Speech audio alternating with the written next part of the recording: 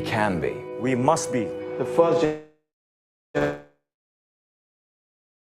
the generation most determined to fight injustice and inequalities. The generation that saves the planet from climate change. And this is how it will get done. The global goals. A 15-year plan For everyone. Everywhere.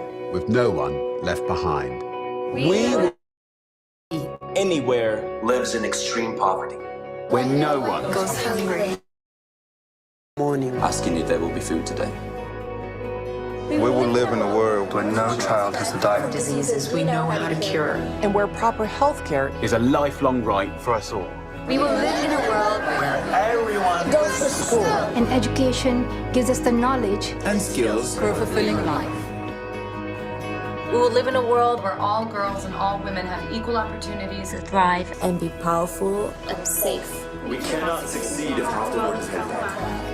We will live in a world Where all people can get clean water. and proper toilets at home, at school, and at work. We will live in a world where there is sustainable energy for everyone. heat, light, and power for the whole planet. Without destroying the planet.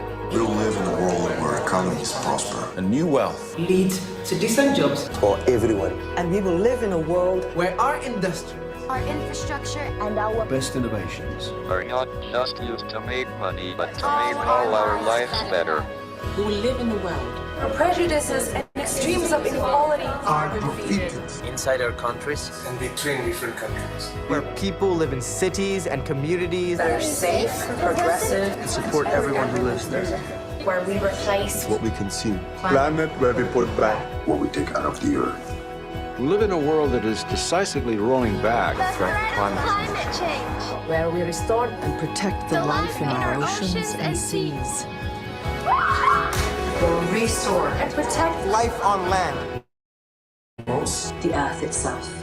With peace between and inside countries. Where all governments are open. And answer to us for what they do at home and abroad. And the justice rules. With before the law. Where all countries and we their people. Work together. Partnerships of all kinds.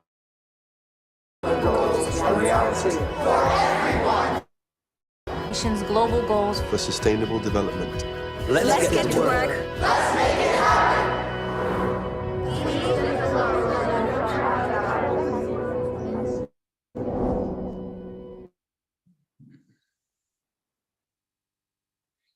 Top of the morning to you all from every part of the country that you might be joining us from. We are delighted to have you on the third week of the Masterclass session of the SDGs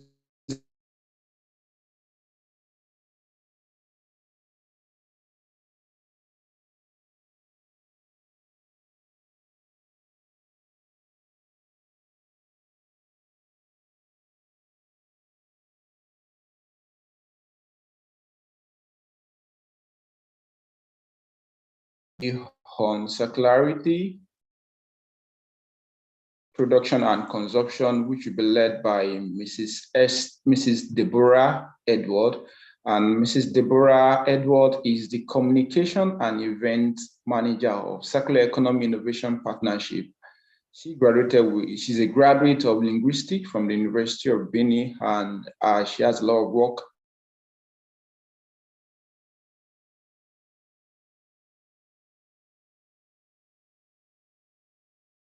which has revolved around storytelling and design in the field of education, entrepreneurship, youth development.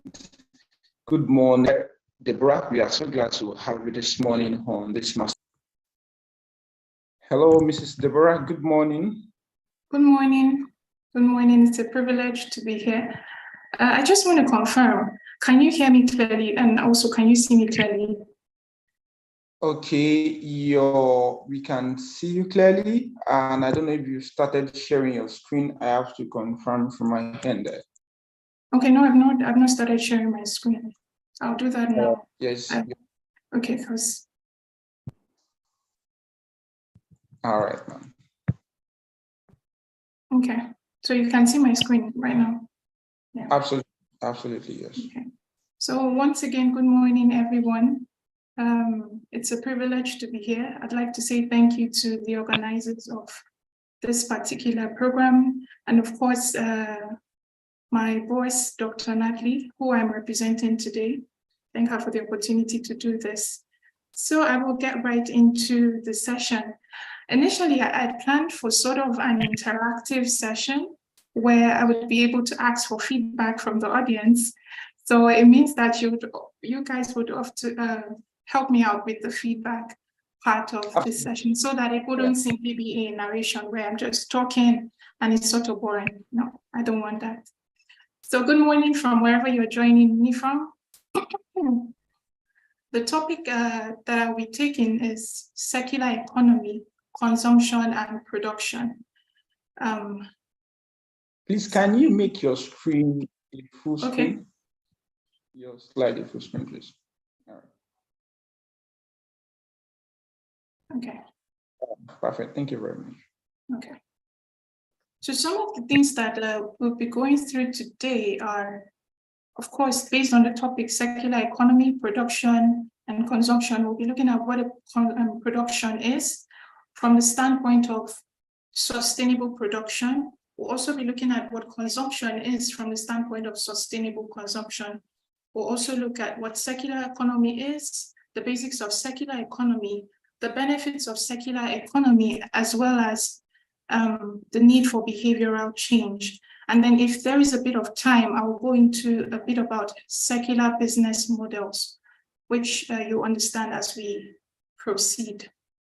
So I would need a bit of help from Mr. Emmanuel to just help me track the time so that I don't go above the time that is allocated to me. Thank you. So what is sustainable production? I like to think that everybody knows what production is. It's the process of making something. It's the process of taking raw materials, taking them through a particular process, and then coming up with a final finished product. Now, one of the things that we've noticed in society is that most of the production that is done is not sustainable in the sense that it is done without proper thought as to how it affects the environment, as to how it affects us as individuals, and as to how it can be sustained over a long term. Why? Probably because people do not really give much thought in terms of long term as they do to short term. I'm sure that everyone has heard about instant gratification. Well, instant gratification is not always a personal thing. It also affects companies. There's a need to make profits. There's a need to look at the profit margin. There's a need to look at how to, maximize resources, minimize cost. And sometimes thought is not taken into how those things might affect everyone in the long term. Now, this brings us to what sustainable production is. Sustainable production is the process of creating goods and services using processes and systems that are, one, non-polluting. Non-polluting means that they take into account how it affects the environment. We have issues now with global warming. I'm sure that a lot of people notice that this time of the year, it is extremely hot. Like you need to literally go outside with either a face cap or an umbrella. And this is because of the amount of harmful gases that we have released into the atmosphere over time. Now, it also takes into account the conservation of energy and natural resources. How do we conserve energy? How do we conserve our natural resources? Mind you, all natural resources are finite, meaning that they have a time frame at which they will end. It's not immortal.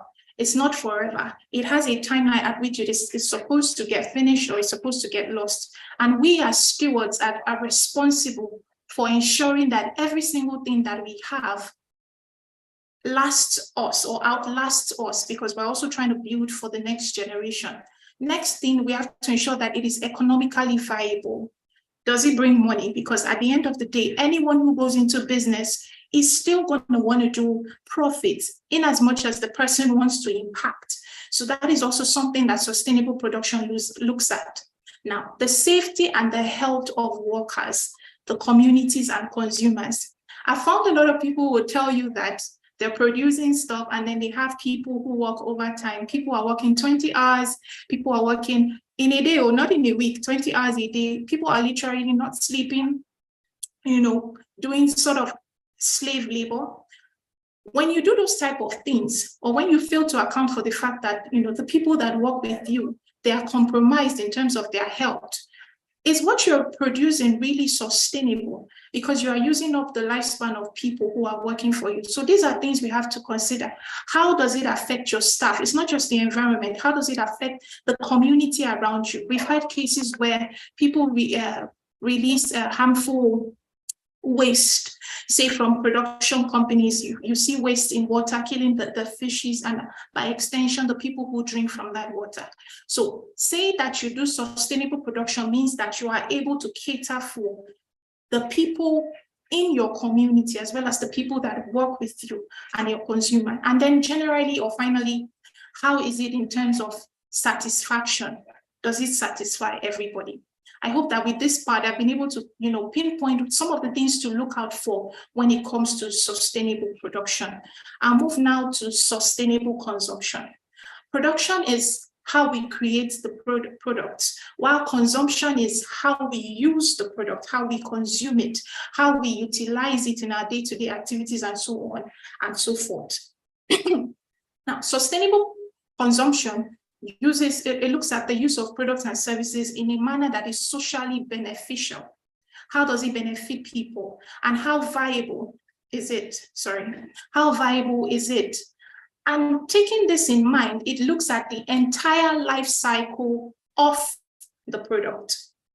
So, for example, when you want to create a notebook, I have a notebook in front of me here. I really like notebooks. So when I want to create this notebook, as a producer, I have to think about it first of all. What is the design that I have in mind for that notebook?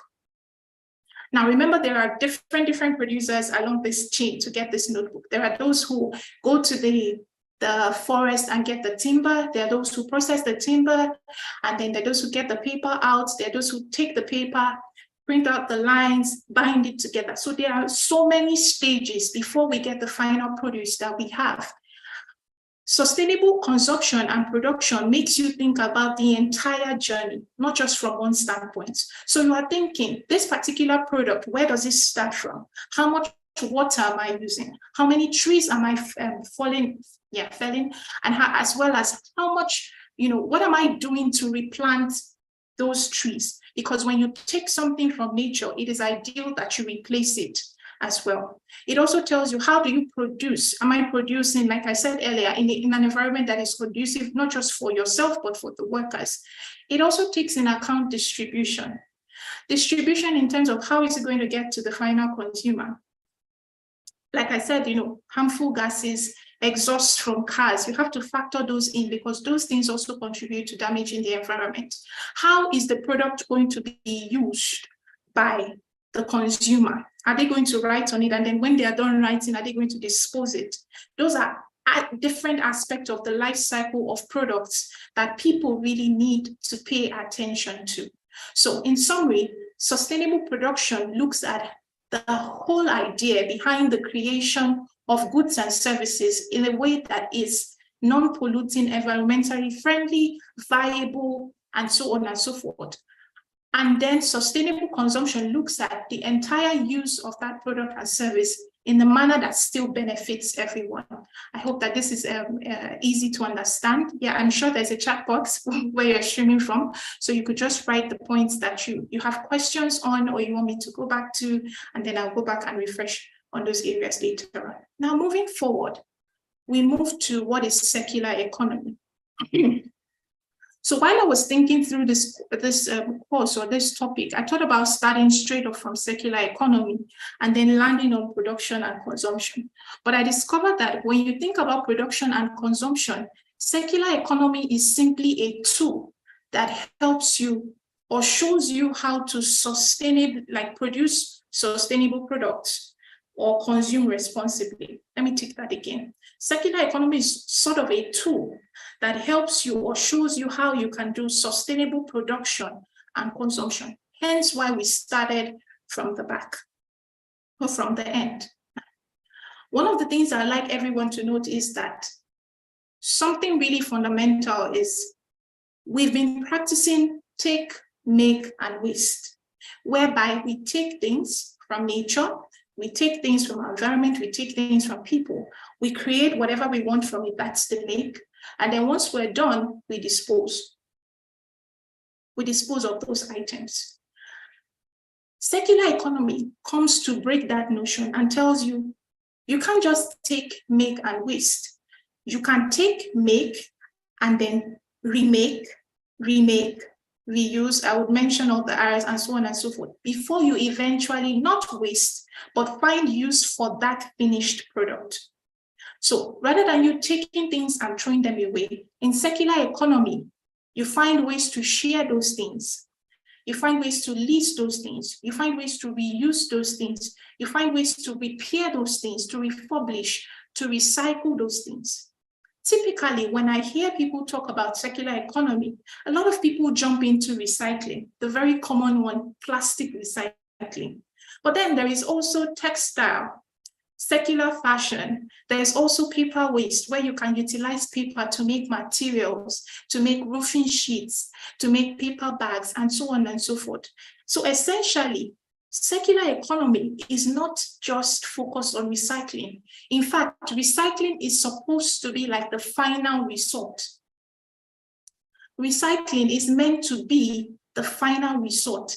It is supposed to be sort of the end of the life cycle of the product. So let's talk a bit about sharing.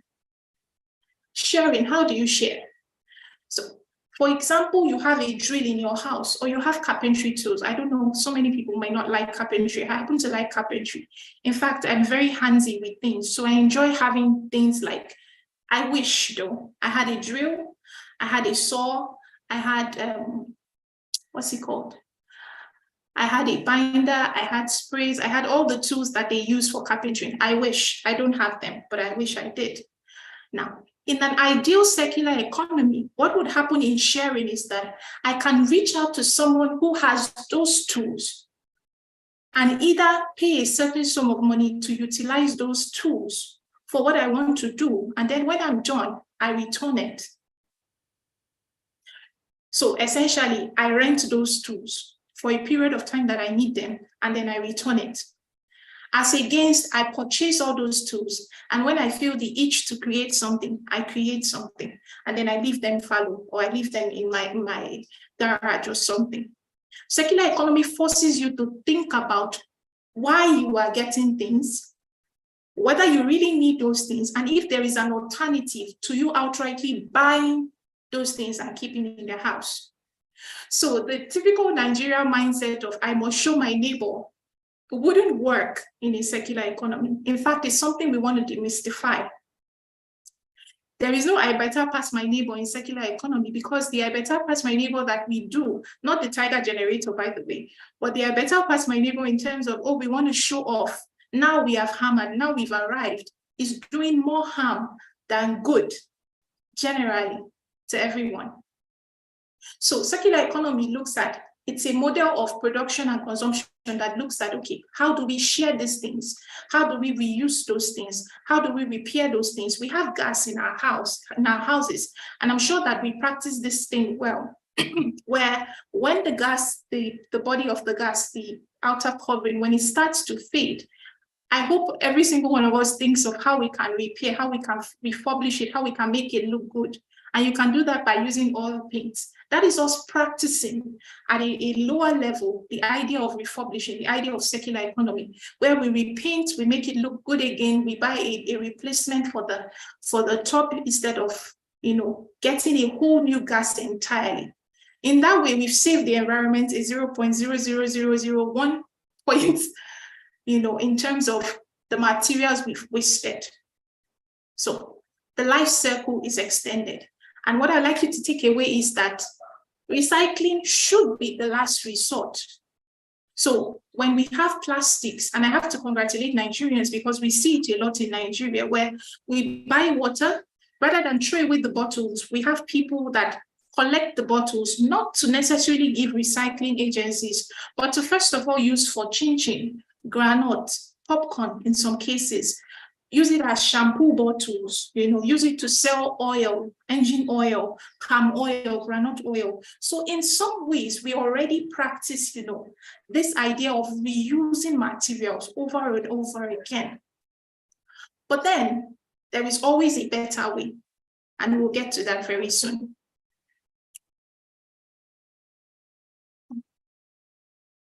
Can't seem to click. Okay. Sorry, it seems I'm having a bit of trouble changing my slide. Okay. Yeah. So we're back on track. Now, what are the principles of circular economy? Now, for circular economy, there are 3 principles. This means that if you want to do anything, either as a producer or a consumer, these 3 things should guide the way you make your choices or the way you choose things. The first one is eliminating waste and pollution. The second one is circulate products and materials at their highest value. And the final one is regenerate nature.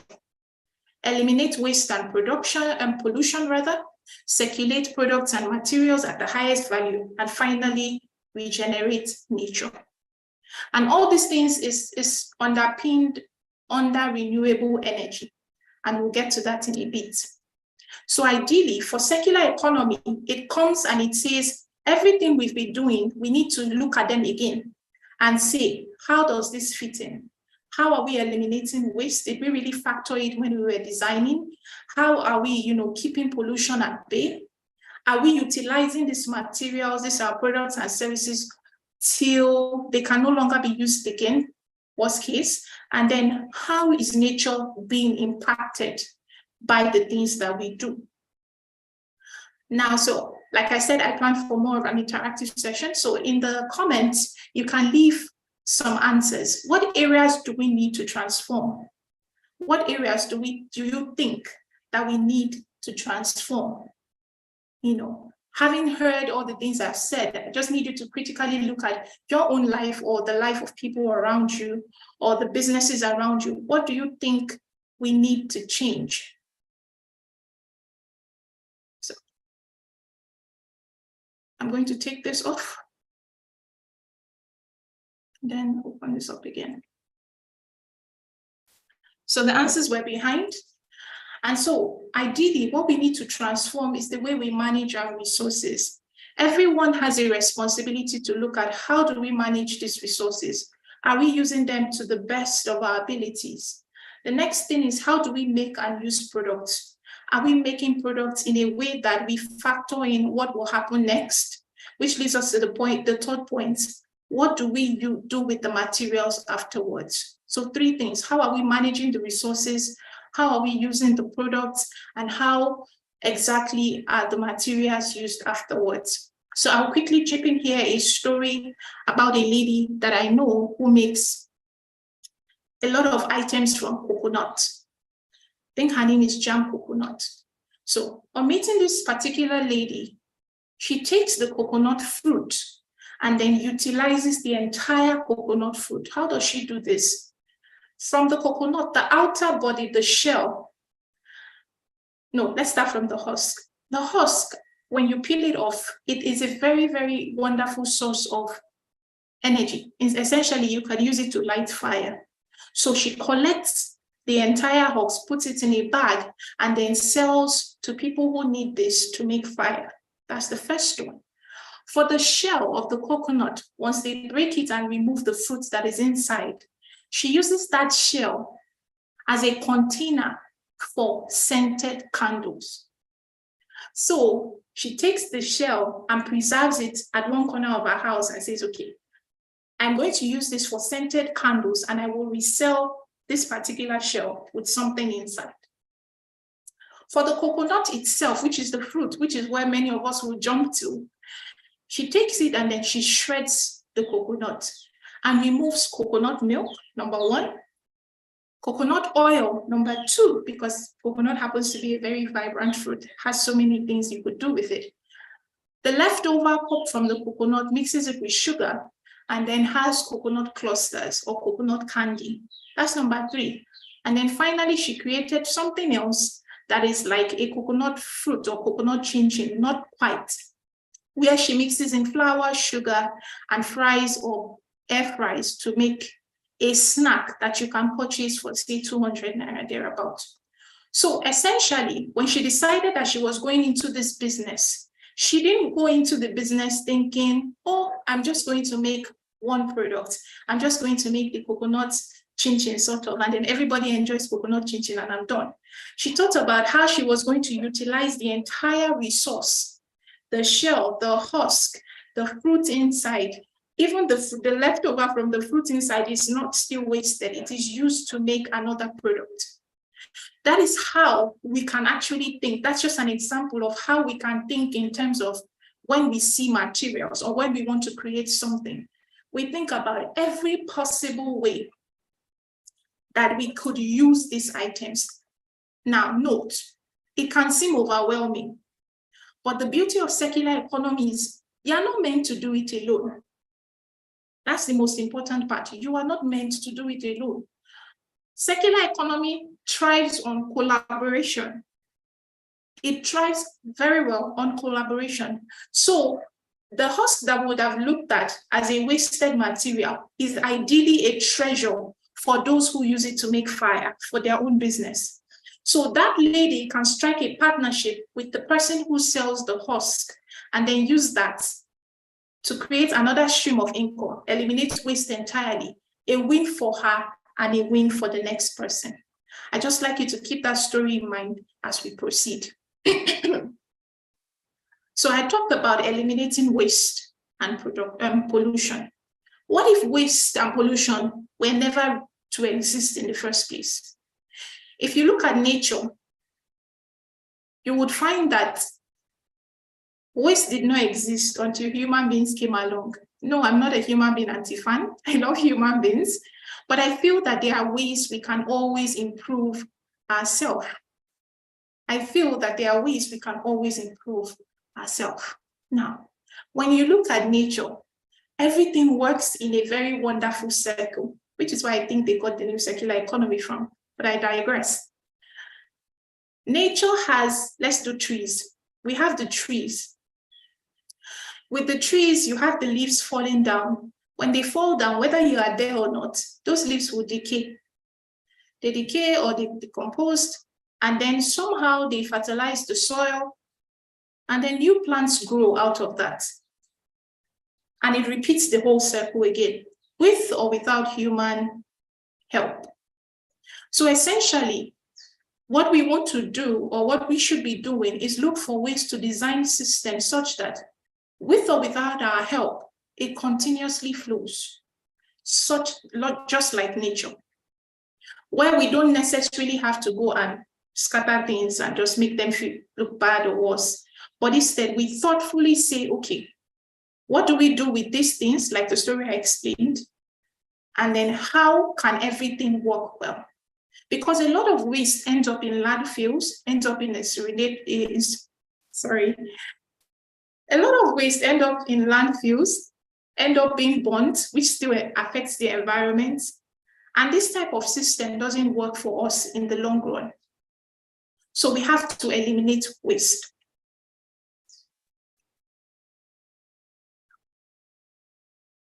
What I'd like to share here is that we need to look at our mindset as well. So we need to treat waste as a flow. How many of us know IKEA? Excuse me. IKEA is a company that is really nice. I've not really followed them too well, but then they play a very vital role in the example that I want to give.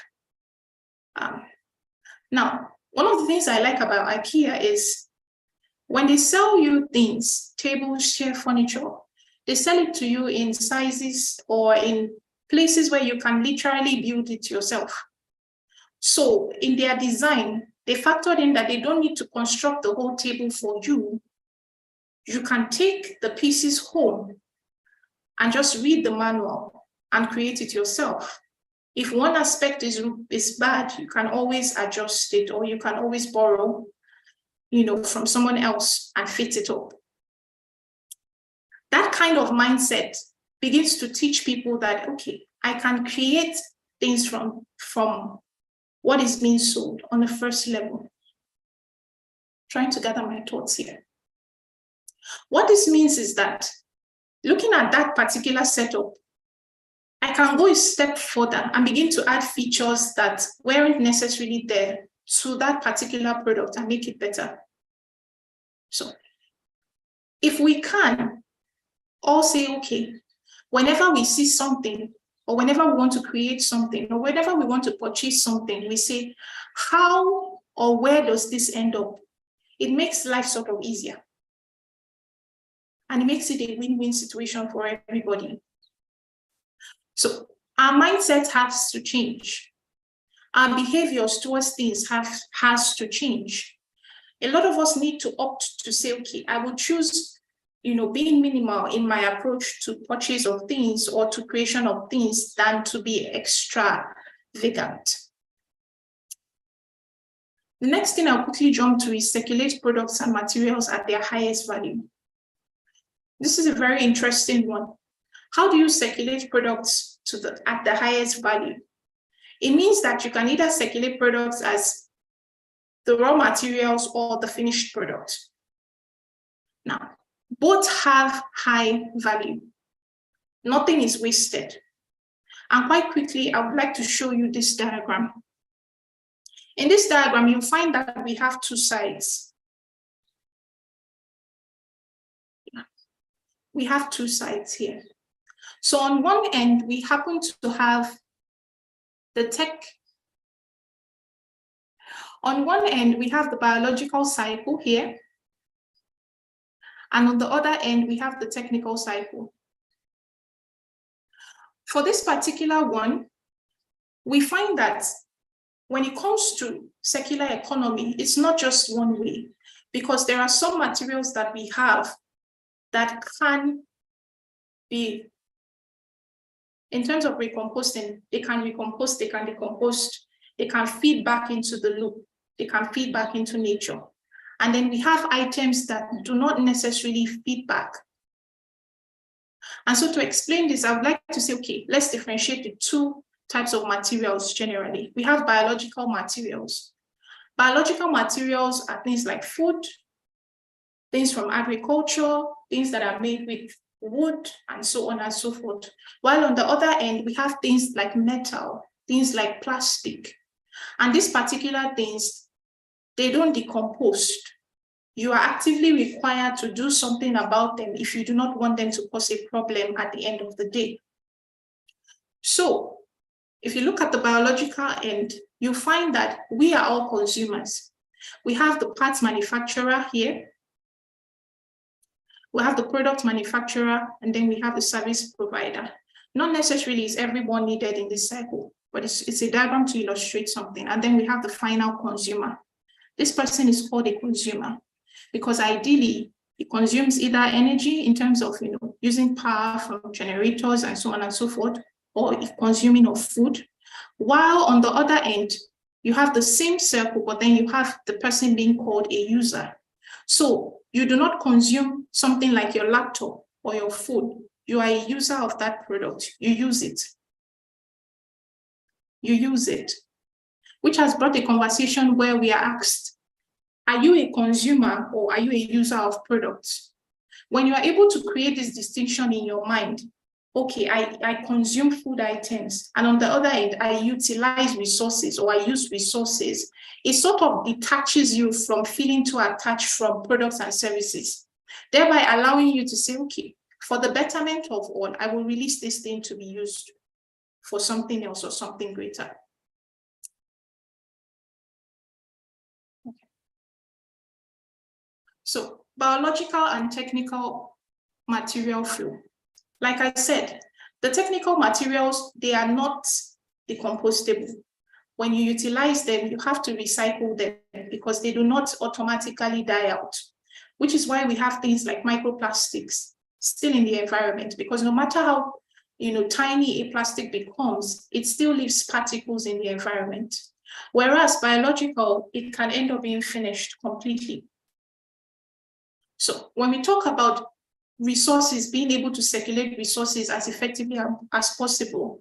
We now talk about, for the technical cycle, being able to say that these things, they can be reused, they can be repaired, they can be remanufactured, and then they can be recycled. I've already explained earlier about being shared.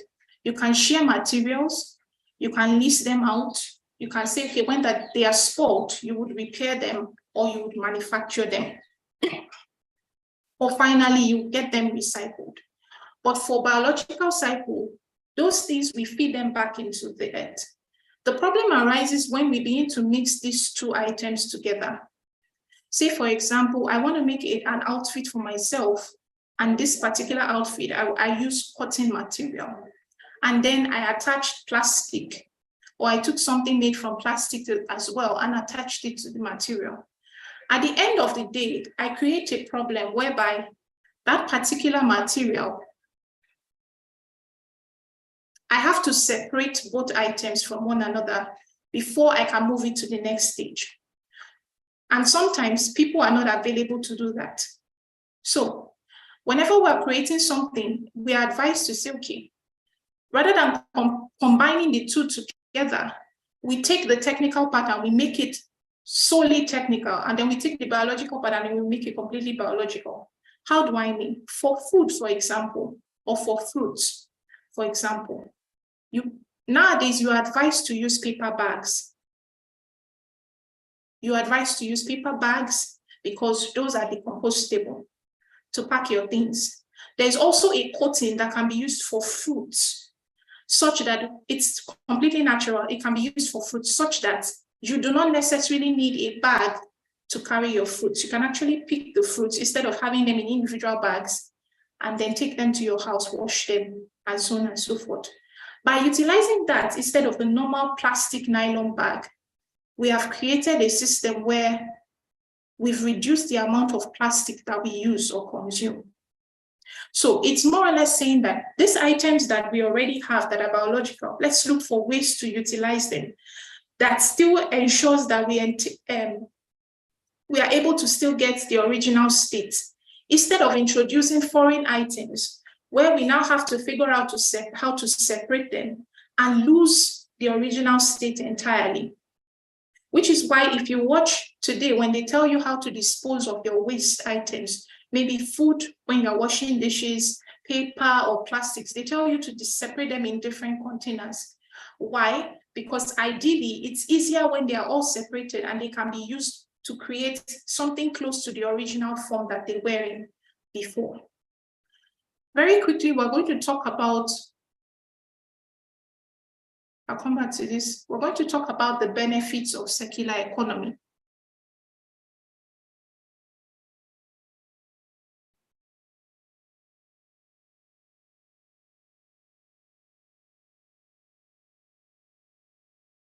We're going to talk about the benefits of circular economy.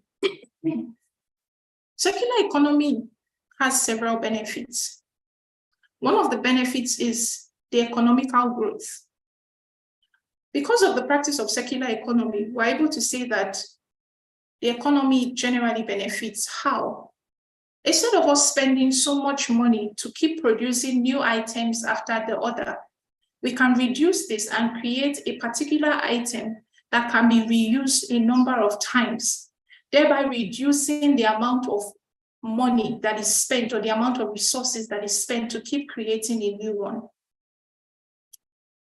I'll use Taxify or Uber as an example. They practice sharing. Sharing in the sense that instead of one person owning a car, one person owns the car and then offers a ride to several people.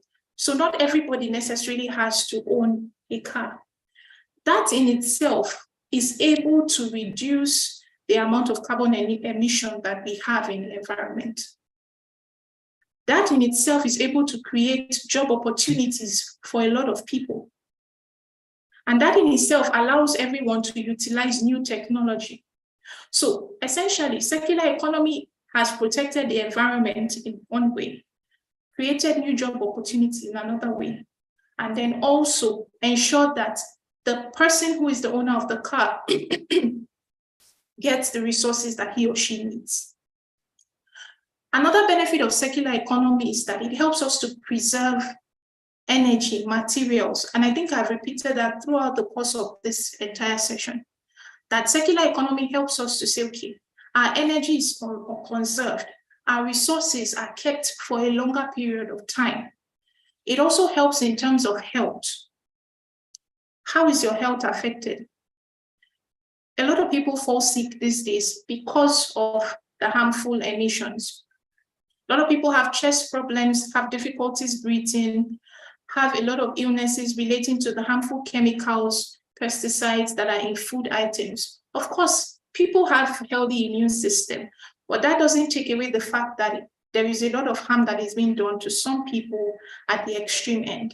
Now, by paying proper attention to every aspect in terms of the kind of chemicals that we put in food, what we allow go into water, especially water that's going to be drunk by people, paying attention to those aspects, which is what circular economy forces you to do, ensures that less damage is done to the human health.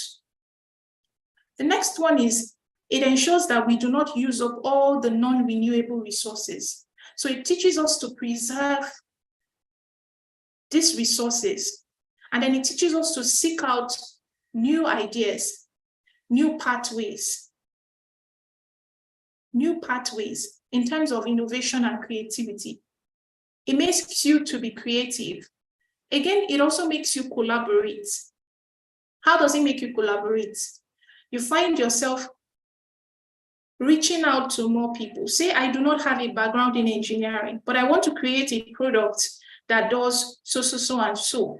And I need an engineer who has an idea about that particular thing. I and the engineer can come together and work on something and create that new invention. So circular economy fosters collaboration between people. And I've already said about the creation of job opportunities. So in the comments, I'm sure that I missed a couple. What are some of the benefits that you can think of that circular economy provides to us? What are some of the things that I missed that you think that this particular point, circular economy, is useful for? Access versus ownership. Sorry.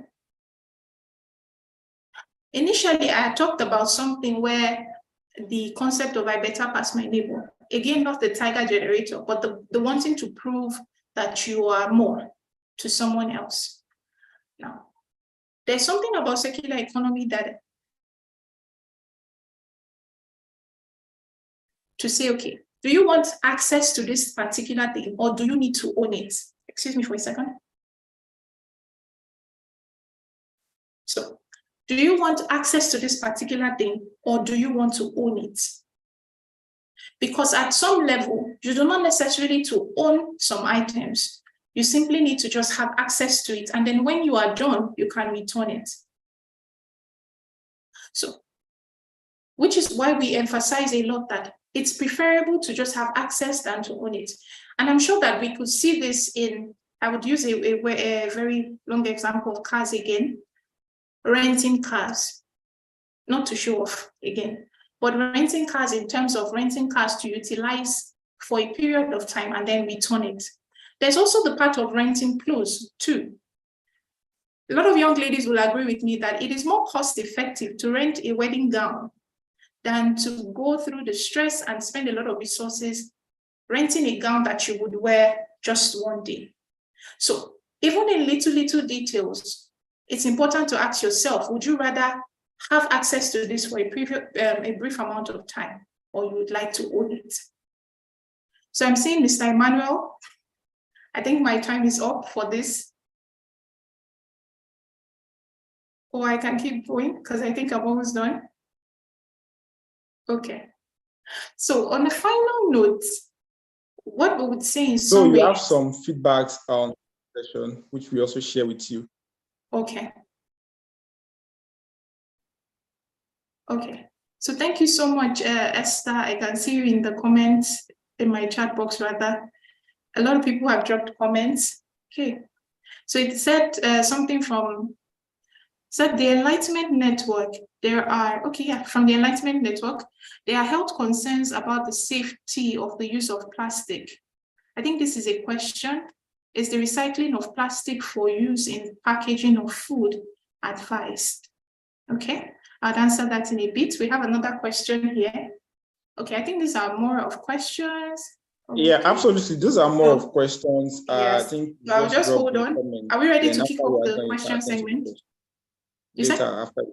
Later, when you are done, we can attend to the questions. Okay, no problem. All right, thank you. Thank you. So this is the final slide that I have. The need for behavioral change and systems. I think one recurring thing that I mentioned again and again is the need for collaboration, but then I would also say the need for systems. Systems are things we design. Systems are things we put in place so that everything else goes smoothly. While there is no simple way, or there is no quick fix to say, okay, this is how we get it done, or this is where we wrap it all up, or this is, and it's done. You snap your fingers and it's done. We can step by step begin to change the way things are done. First thing I would recommend is looking at businesses, because I'm sure there are a lot of business people or aspiring business people here. I would say that you can look at how your business model, your current business model, how you can integrate aspects of circularity into it. It might be as simple as saying that you will procure from other businesses who practice circularity.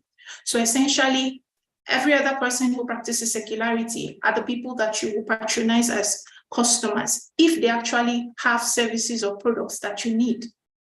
It could be also saying that you will sit down with a designer or a design team and rework the kind of products that you are releasing into the market, keeping in mind that, okay, how is this circular? Have I factored in the use? Have I factored in how it will be disposed?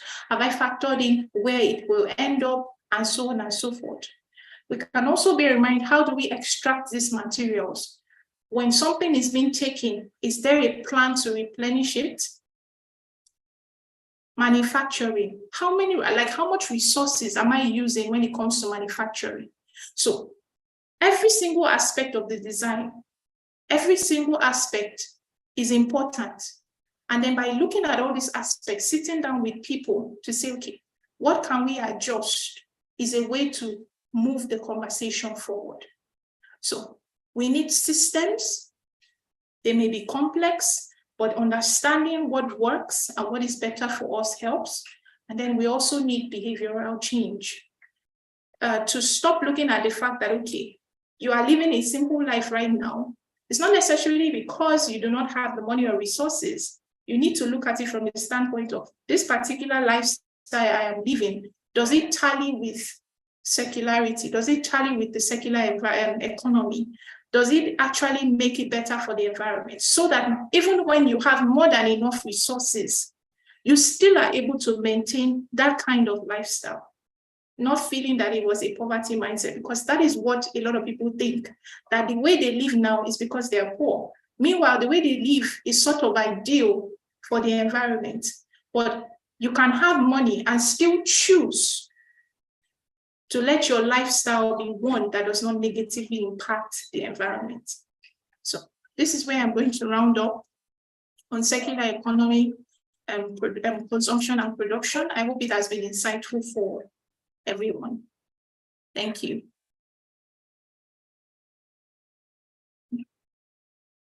Wow. Thank you very much, Mrs. Deborah, and really appreciate this insightful session. Thank you for the enlightenment from various perspectives. Yeah, I will move straight to the questions and answers. Okay. Some questions from various participants. And the very first question is from Rachel. Okay, though most of the questions are basically, some of them are basically on how do we recycle. There's a question from Rachel, how do we recycle shoes, bags of different wash and broken ceramics? Okay. And there's another question from Confidence. She asked that how can we make full use of fabrics, material we don't want to wear again? Let me check for another similar question. regarding recycling, or you just attend to those two questions first, ma'am, before we move to the next one? Okay, yeah, thank you. Okay, so I'll start from the fabric, and then I think I'll end at the recycling. So for fabrics that we do not want to use again, there are a number of options. So I'm going to talk about a company that we have a partnership with at the moment. It is ACT, Africa Collect Textiles. And what they do is that they collect fabrics. So they have collection points across Lagos. They're working with a couple of plastic recyclers. So they're sharing the space to collect fabrics instead. So you could choose to find out one of those locations and drop the fabrics that you do not want to use there, or the clothes that you do not want to use there with them. Number two would be to give to charity or to give to someone around you. How? When you say fabrics and materials that you don't want to use anymore, I would like to think that they are not things that are torn or things that have been used to a point where they are reduced to rags. They are things that are still in good condition. If they are still in good condition, you could wash them, maintain them, give to charity, or you could give to someone who needs it around you. Number three is to convert those items. It depends on what you have passion for. You could convert those items to carrier bags. So this is just me pitching different ideas. Of course, the internet is full of other ideas of what you could think you could choose. You could look for, depending on the texture of the fabric, which ones you can convert to carrier bags, handbags, purses, the ones that you can mix and match, where you use different pieces of the fabrics to create a whole new garment entirely and make it a fashion statement. It all depends on how you want to look at it. This I am thinking from the standpoint of me as an individual at home, not necessarily a business. If you are a business, you may want to look at what kind of technology or pieces, what kind of crushers you can have that reduce this fabric to pulp, because those fabrics can actually be reduced to pulp and be made into fabrics again, mixed with other materials. I hope this sort of answers the question for confidence about how you can use fabric and materials you don't want to wear again. It just depends on which of them you feel is easiest for you to do at that point in time. Now, for the ceramics, I'm not really sure I have much idea about how you can use ceramics, but then I would think about art. So there is something called waste to art, where you have people who are artistically inclined, utilizing materials to create new pieces.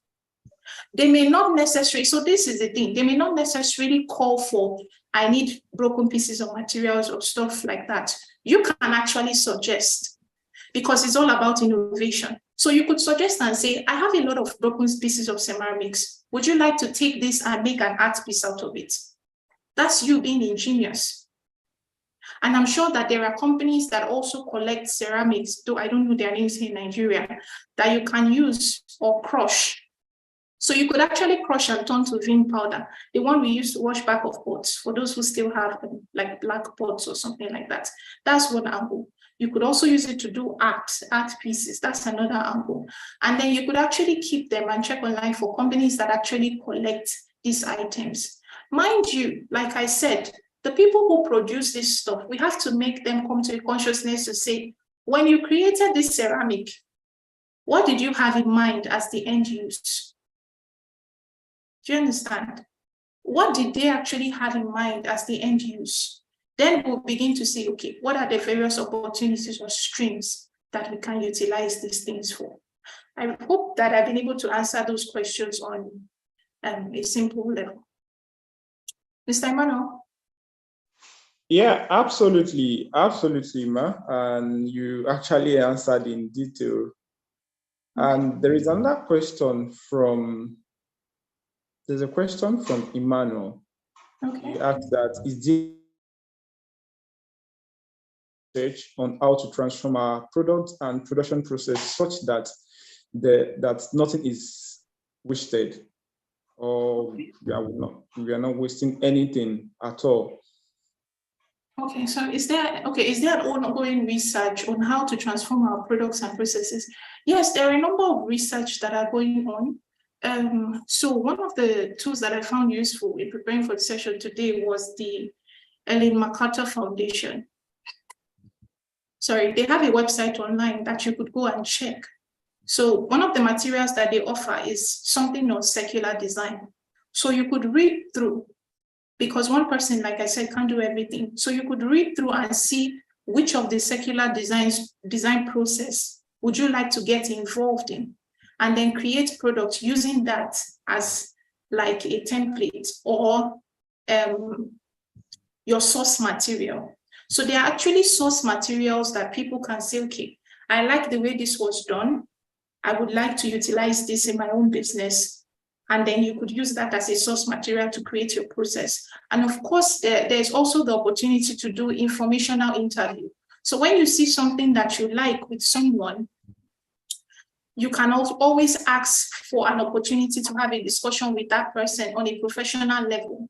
And if the person is willing to share, you could get more information. But for now, that is my best bet, or the best go-to place that I know that a lot of resources, that is Ellen MacArthur Foundation, a lot of resources are available that you can go through in terms of ways and processes that we can waste nothing.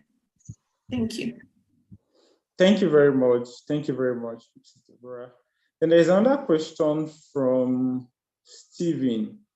Are we implementing circular economy in Nigeria? It seems companies are after profits and really don't give attention to the environmental impact of their services.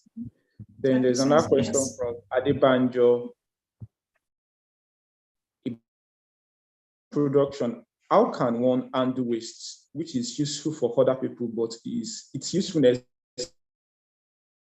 in global warming? In global warming. Okay. So let me answer the one from Stephen first. Are we implementing circular economy in Nigeria? Yes, we are implementing circular economy in Nigeria. Remember how I defined circular economy, that it is the model of production and consumption. So circular economy is basically you looking at how you produce and consume things so that it doesn't waste and affect the environment. Are we implementing it in Nigeria? Yes. So I was going to share with you a number of companies, but you could check it out. We have a catalog where we arranged businesses. So it's called the Circular Products Catalog. We arranged about, I think, 13 businesses that practice circularity. So okay, not completely from beginning to end, because of course it's a learning process for everyone. They have been able to say these materials are made from 100% recycled products. So there's an example of someone who made a light bulb, Osarade, Rodolens. He took a Pringle plastic container and an LED bulb, the cover, put it together, and was able to create a light filter sort of for photography. That's an example of circular economy, because he took the waste from one particular thing and combined it with another ideally waste product, or created a new product that can be sold on the market. Yes, a lot of companies are after profit, true, but then there are policies in place that ensure that companies have to give a report of how much they give back to the environment. So whenever any of the things that they do or any of the practices they carry out negatively affect the environment, there are ways in which government officials or government bodies can track those things down and demand that they do something back in return. And one of those examples would be about carbon. Sorry. Okay, let me not go there. So one of those things would be about, planting trees. You see a lot of companies engaging smaller secular businesses to help with planting trees, or NGOs to help with planting trees and picking dirt from the environment. In those small ways, it's not enough yet, but yes, in those small ways, they have begun to practice circular economy, where they're paying attention to what is happening in the environment. For the second question about how can we handle waste in such a way, okay, waste that is useful for one person, but it will result in global warming. Education is important. Why did I start from education? A lot of people don't know which thing is actually waste. And and what is actually useful. So when you have a production where you have materials that come out and they are useful for someone else, but then they will result in global warming, you have to think in terms of global warming. If there is no earth at the end of the day, the product you are creating is necessarily not useful or as useful as you take it to be. So you can start by educating people. You can start by saying, okay, these are materials that are harmful to the environment or harmful to the people, and we are encouraging you not to use them in your production. So it means that that particular company that probably uses that waste as its own input would have to look for an alternative to that. And number two, there are government regulations. So there are some items that are banned or some materials that are already banned, saying that you cannot use this in creating other things. You can't use this in creating other things. One of the things we do with Circular Economy Innovation Partnership is we work with the government and also work with businesses to find a middle ground where the government hears their request and then the people can table their request properly. And then we also do this partnership.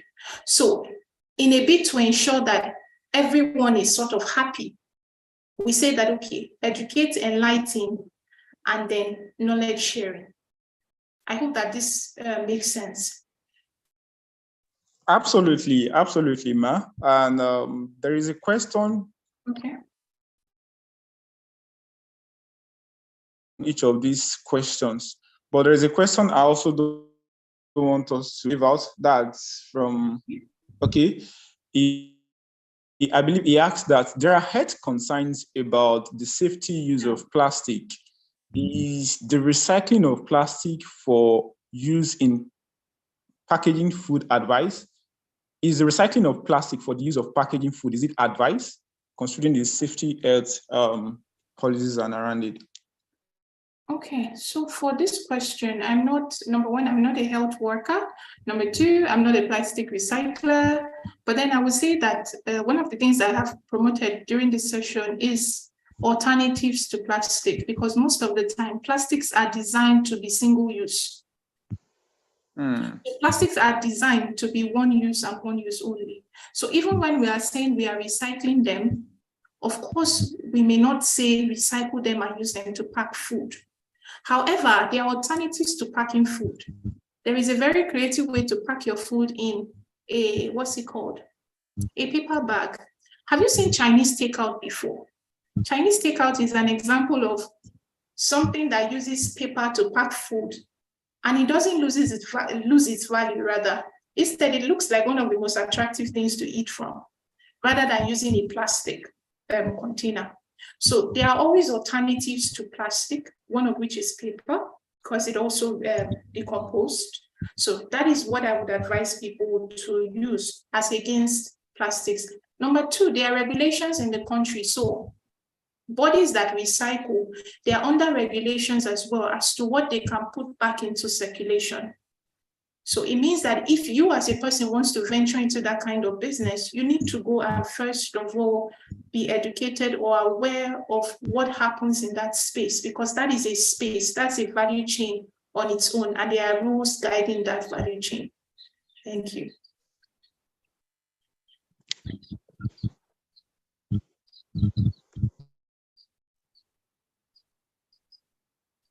Okay. I think that we've been able to cover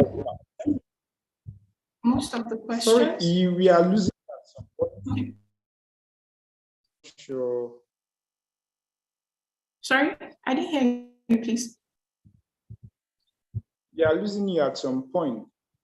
Oh, sorry. Okay.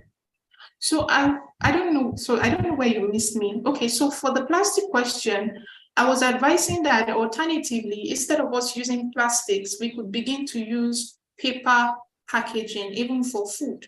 And I gave the example of Chinese takeout. Chinese takeout most of the time are served in paper bags, like not necessarily paper bags, but paper cartons that look really attractive and presentable, and they are single use. And then the material used to carry the food It's not such that you throw it away and it's a problem. It decomposes, so it returns back to the environment. And then I made mention of the fact that there are regulating bodies for plastic recyclers, and there are regulations or rules that say, okay, how much of plastics can you use? How much of recycled plastic do you put back? And what is this suitable for? And then I also said that I am not a health worker, neither am I a plastic recycler. But then if you know that you want to venture into that field, you can always go and get knowledge first. So if that is the business line that you want to pursue, ideally, you could go read up on what exactly the standards are in that regard. But one of the things we push for is we can replace single-use plastic with alternatives, paper. Yeah. Thank you very much, Ms. Deborah Edward. It has been a wonderful time with you this morning. I know if we are to keep going for the next 5 hours or 10 hours, you are still going to load us over and over and over again. And on behalf of the Leadership Council of SDGs Nigeria, we really want to appreciate your presence, and also regards to Dr. Napti. I know that they've been feeling for her this morning, but I know our spirit is with us as well. But we really want to appreciate the entire management for acknowledging our invitation. Thank you for the wonderful session you've led with us this morning. And definitely, I know that we get to connect with you over and over. And also the advocates, they will also like to connect with you to learn further with you. I don't know if it's okay by you, if we can share your email, should in case they want to make inquiry, or maybe your LinkedIn profile, you can share the link for them to connect with you and get to further engage with you in the line of circular economy and basically on the Goal 12 of sustainable development. Okay, so I'm dropping my email so that they can reach me on. So from my email, we can now have conversations, because we're building something. So we are building a secular oasis community, because we found that people are not so informed about what secularity is in its totality. So we're building an oasis community. So if they reach out to me via email, I'll be willing to share more about the community. We're yet to go live, but I'm willing to share more about the community and then how they can learn more from there. And again, thank you so much to everyone. Thank you for being a wonderful host. Esther, thank you so much for the awesome, copying those questions, putting them in the comment section. Thank you so much for that. Thank you so much, SDG Advocates, for the opportunity to be here. Yes, I'm grateful. So I dropped my email in the comments. I think you can access it there and share. Yes. Thank you very much. Okay. Thank you very much. Have a wonderful day ahead. Thank you. I wish you a more productive day and weekend ahead. So, dear advocate, I believe it's been a wonderful session this morning with Madam Deborah Edward on circular economy, consumption, and production. Right about now, without taking much of our time, we'll be having the second section, which is on innovation and technology for sustainable development. And this session will be led by Mr. Samuel Olawumi, who is the chairman of National Association of Academic Technologies, Osun State University. Good morning, Mr. Samuel. We are so glad and delighted to have you on this call this morning, sir. Yeah, good morning. Good morning. Good morning, sir. Yeah, we are so delighted to have you on this call today. Thank you for honoring our invitation, and despite the very short time, and really appreciate you signing in to be part of today's workshop. So we'll be sharing your slide while you can go on with the presentation, sir. All right, thank you.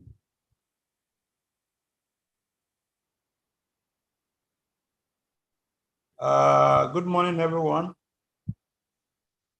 My name is Olawumi Samuel from Department of Chemistry, Faculty of Basic and Applied Sciences, Osun State University. Oshogo, Nigeria. I'm going to be making my presentation on innovation and technology for sustainable development. Please, can you share my slide now? Okay, it's going to pop up in a minute. In less than a minute, your slide is going to pop up, sir. You can just move on with the presentation.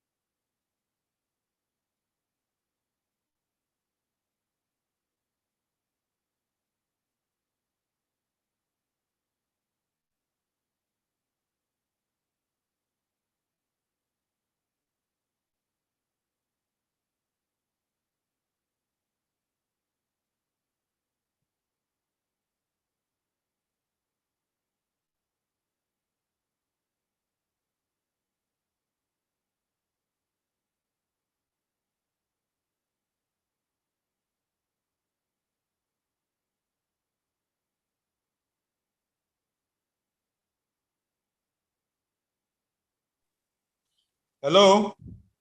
Okay, I believe you can hear me now. Can I go on? We can hear you. You can go on, sir. All right.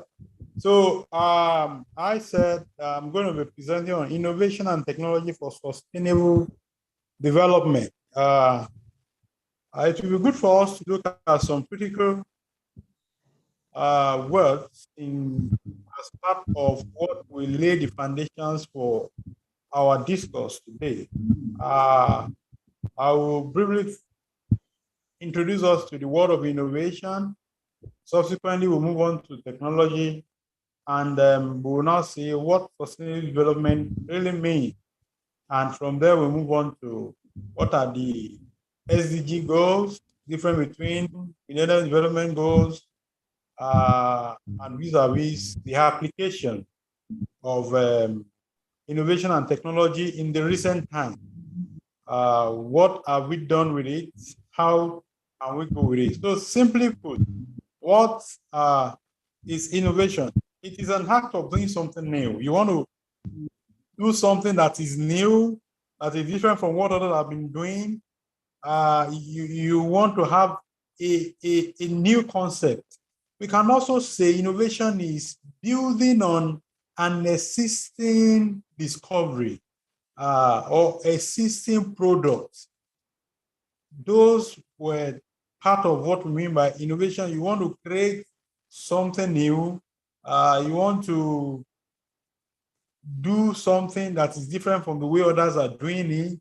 You want to change the approach of something. Maybe you have looked at the way they are transporting from Ibadan to Lagos. Maybe the passengers, the buses were taking is 4 per row. You're looking at it that if you look at 3 per row, you are giving them food, you are giving them this comfort. That's an example of innovation. You want to do something different from what others have been doing. And finally, we can say it's a series of action taken to discover or arrive at something new. So it may not necessarily mean that you do it once. It may mean that you have to move from one stage to the other. You have to move from one step to the other, and gradually you get to the final bus stop and you get a good product. For instance, you want to go to a 3rd floor now, you still have to go from the 4th staircase like that, and you may end up climbing about 100 staircases before you could get to the final bus stop. So innovation may mean that you start from somewhere and gradually before you get to the final bus stop. So if we have been able to lay this foundation that innovation is something new, is something good, and one of it, then we should have ask ourselves, do you want something good? Do you want a good result different from others? Is that your aim? Then, if you want something good, if you want something new, you want something that is going to be acceptable by all, then you must be innovative. You must be innovative. So if you want a different result from what others are getting, you want a different answer from what others are getting, then level of innovation must be very, very high. Like, for instance, when we were in primary school, majority of I and my colleagues, we do not read. You just go to the exam hall, you write, and at the end of the day, you still score 50, you score 55, you score 60, and you become the highest scorer in that level. However, when you get to higher institution, when you get in higher institution, even if you score 60 now and you score 55, it doesn't make any good effect on your CGPA. So somebody that wants to be innovative, wants to do something better from what he has done before, and say, okay, yes, it's 90 I'm aiming at now. So how do you not get to 90? Then you must start reading differently. You must start practicing what you have not been doing before. So those are some of the things we want to get. So what are then the things that may make us be innovative, the things that may actually have some kind of glamour or enrich our innovative pattern? Number one of it is that you must have an idea. Idea rules the world. If you don't have an idea, you cannot be innovative. Because number one is, when you have an idea, then that means you have identified a particular core area that you want innovation to take place. Number two is, when you have conceived an idea, then you now imagine that idea. You imagine it. It's like somebody that wants to build a house. The first thing to do is for you to go to an architect. This is my idea. I want a 1-bedroom bungalow, 2-bedroom bungalow. I want this picture. I want that picture. I want all of that. You are imagining it. So you must be able to imagine it, and followed by your vision. What is your vision? You know, you have an idea, you have imagined it. What's your vision for that thing? Do you want it to just remain local? You want it to go international? Or you want it to go within a particular locality? Maybe you want it within a particular state, okay? Also, you must be able to analyze. You must be able to analyze. You must be able to analyze your idea. Because in your analysis is the addition to make things work, is the addition to make this different. So you must be able to analyze your ideas, and also you must be motivated. If you are not motivated, you will be able to get, because at some point in time, you may get some result that you don't want. But because you know you have a particular vision, you have a particular destination you're going to, it will not help you to get motivated that, see, no matter what happens, the end product is what is my major target. The end product is what I'm looking at. The end product, I must get it right. Then you should be able to think this outside the box. You don't think like a normal person. You don't think, if you want a different result, you know, innovation is getting a different result, okay? So if you must get a different result, then you must be able to think outside the box. You don't think the way others used to think. You don't behave the way they behave. You just have to think differently in order to get a different answer, which results into innovation. I hope you are following me. Hello? Hello? Yes, sir. We're with you, sir. Okay, thank you. So then, if you have been able to do all of this, then it results to innovation. So if you have been able to get innovation, then let's look at what then do we mean by technology?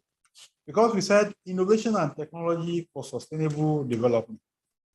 Technology, we have different types of technology. We have various meanings and definitions of technology, and we have different examples of technology. But for the purpose of this discourse, technology is the use of scientific knowledge for practical purposes or applications, whether in industry or our everyday lives. You are using a scientific knowledge for practical purpose, or you want to use it for an application. You know, you said innovation, you have discovered something new. Then the technology now is what will help you to get the desired result out of what you have discovered that is new. So whether it is in industry or our everyday life. So all of these work hand in hand, and they are things that are very, very vital and germane. So your innovative idea, we always need the technological backup. So your technological backup will be the one to add to the innovation. So it's a very, very important thing to make sure that you are technologically advanced when you have an innovative idea. So briefly, let's look at some of the few things that technologically we have been able to do, and as a result of innovation. You discover that in the olden days, there wasn't anything like a phone. There was no phone. So some people actually looked at it that, yes, what can I do to speak from where I am and somebody else will be listening as there and be able to respond. So it's a technological advancement. Also, you discover that we now have earpiece that you can use to listen to radio.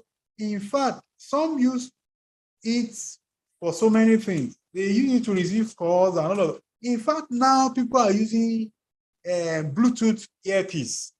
You know, it's a technological advancement. You know, they are gradually advancing. In fact, in the olden days, you see that we have a very big television that is inside a particular box. Before you know it, they advance a bit. They have a smaller one that is still tabletop. At the end of the day, you still discover that they now have a flat screen. And now people are having 3D, 4D, curved TV that does not even need any other thing than Bluetooth or internet. So all of these are technological advancement. Your microphone, they are technological advancement. Mouse,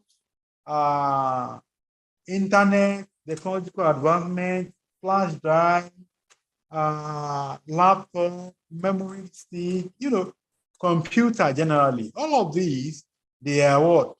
Technological advancement.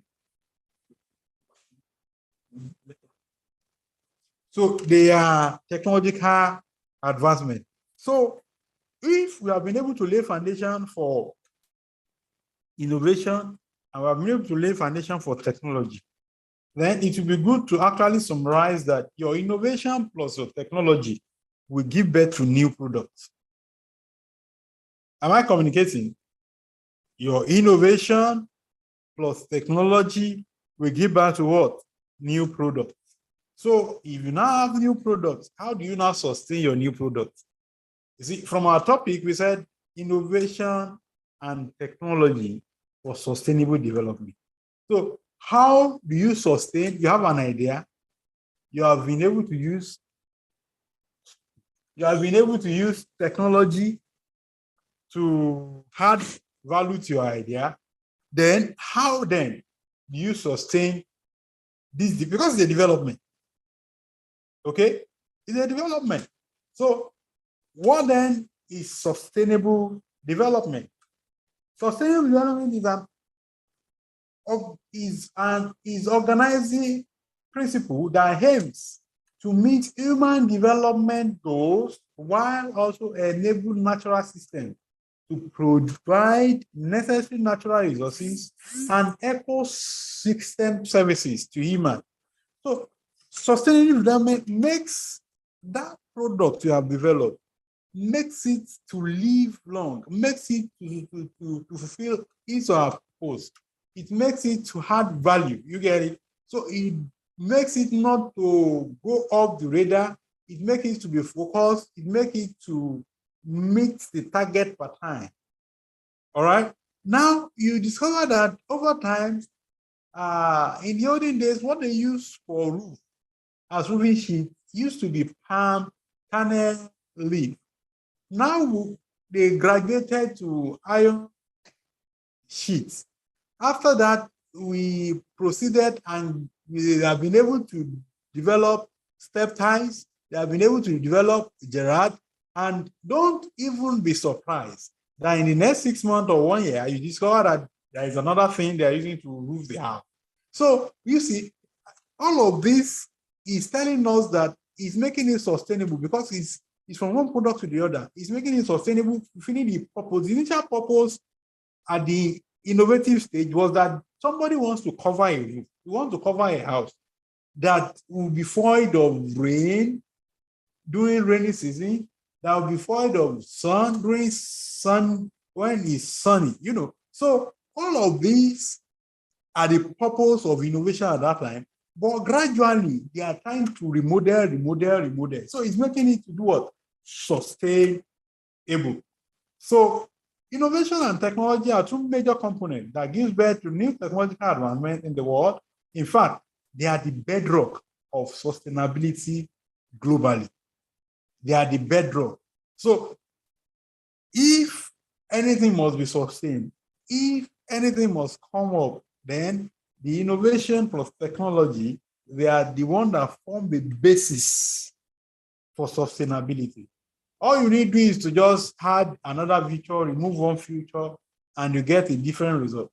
For instance, if you look at all these 2022 Toyota Highlander, 2023 Porsche, you know, the only thing that differs there is just some few features. Technological advancement. So sustainability for mobility. Those are the things that actually happen there. So then it will be good to look at Nigeria as a nation.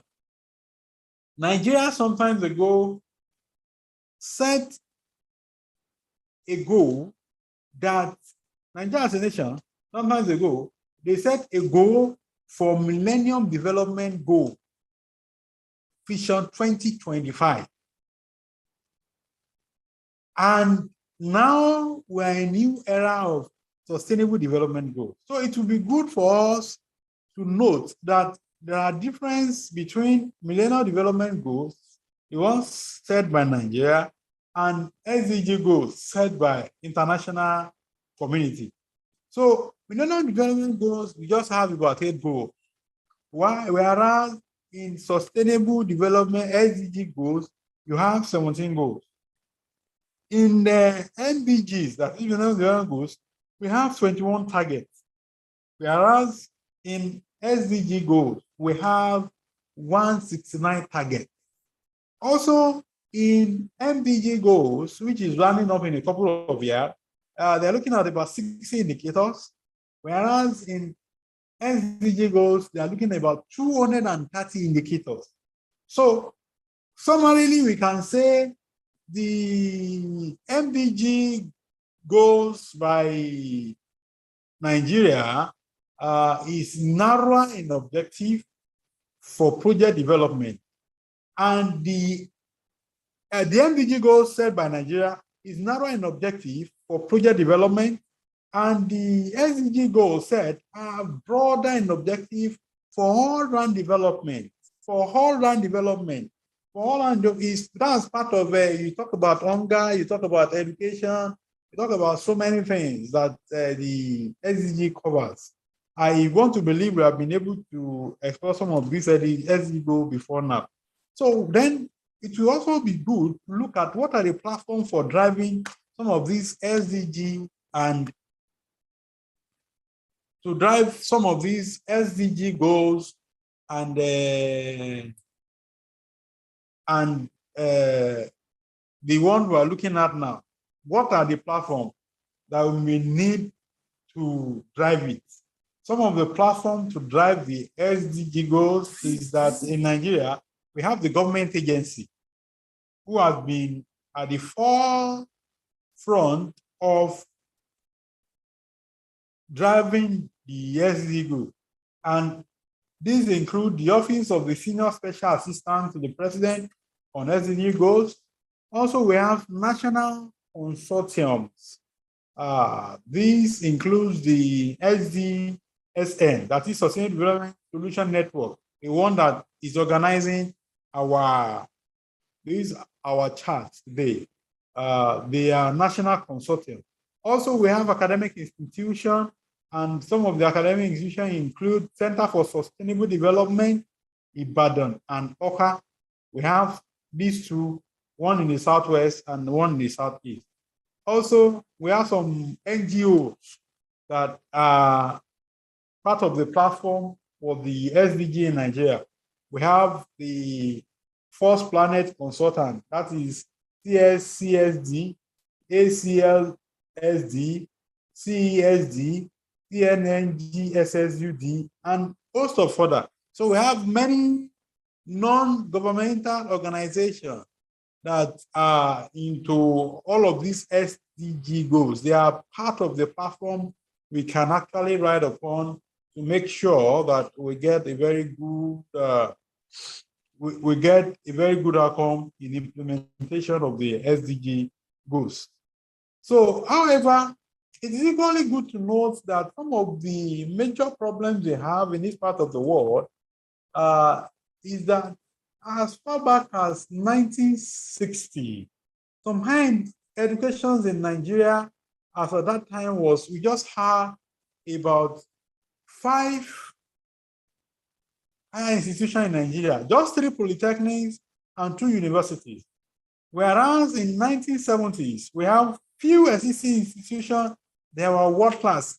As at 1970, we just had about 10 higher institutions, but they are world-class. So it makes them to be able to be renowned and they be able to fulfill the SDG goals. But nowadays, none of the many institutions we have in Nigeria, they are no more world-class. In fact, if you look at world rating now, you discover that the majority of the higher institutions in Nigeria now, they are nowhere to be found on the rating list. So it will be good for us to now look at some of these things, because as part of SDG goal is the quality of education. So we are now trading off the quality for quantity, which is one of the major problems we have in this part of the world. In fact, you discover that some of those that were recently admitted into higher institution now, you discover that majority of them will tell you that education is a scam, whereas a scam is just because of how we have been taking it and trading off quality for quantity. So how may I then achieve my innovative goals, and how may I get innovation and get it technologically advanced? Number one thing is that through research, you must be able to research into a particular area from which you're going to get an innovative idea. Are you getting it now? You must be able to research it. So, and what is research? Research is the process of seeking for facts and information from materials and sources, as well as analyzing and studying the information in order to reach a conclusion with new acceptable facts. You are researching into it. You are digging deep into it. It's like you want to break the rock. You on just a spot, you are using that axe to knock that rock. You are using that axe to knock that rock. So you must be able to do what? To research into it. And some of the research areas as regards higher institution that we may need to actually look at is you look at the basic research, look at applied research, look at research and experimental development, scholarly thinking and writing, curriculum development, and consulting. All of these are areas of research. Also, you may want to research in something of interest to you. We don't have same interest, all of us. So if we don't have the same interest, then we should be able to have different areas of research per time. So that's what we are looking at. You should be able to do your research into that particular thing that innovative area that you want to get a particular idea, you must research into it and get the desired result. So, and as we speak now, one of the major things that contributes to a nation's building is the research output. One of the things that had value to nation input or output is the research output. And globally, as we speak, in 2016, China produced the highest number of scientific publications globally. That's in Elsevier and in other highly rated journals. China alone, they produce over 426,000 research output, followed by US. Now, let's look at it. Before now, China used to be a very, at least they used to be a poor nation, sometimes in the early 70s and 60s. But down the line, they identified that the power to their liberation, the power to their economic breakthrough, the power to their world giant now is embedded into their research. So they went into research. In fact, as we speak now, Nigeria, we are about 60% dependent on China products that we import. In fact, to the extent that we are importing solar bulb, so all these solar they are using in Nigeria today, except for few of them, they are imported from China. And all of this means that we are adding to their own words, to their economy. We are boosting their GDP. So indirectly, we are developing them, but we are cleaning our own hair. So our research output is one of the major things that must work upon, that will make us to be where we're supposed to be. As we speak now, I am telling you categorically, secondary school students in China, the kind of practicals they lay their hands on, all of these are the product of what we are using in Nigeria. All these rechargeable lamps, they are products of secondary school experiments. So research output is very, very important. We must have that at the back of our mind, that we must have quality research to be innovative. So China, in fact, it's just because they are not pronouncing it. As we speak, China is now world power. But nobody is ascending to that because some big shots are not acceding to it. But as we speak, with the level of their production, with the level of their economy now, in fact, they have overtaken everywhere. They have entered everywhere. Why? Because of their research output. So we must be able to look at that. But in Africa, globally, China is at the forefront. In Africa today, from 1999 to 2009, South Africa produced 37% of the research output. If you go to South Africa today, in fact, I was speaking with somebody in history, a professor of history, and he told me that there's a particular place in South Africa that if you enter into that place, by the time you enter and you want to come out, that you'll be crying. What did they do there?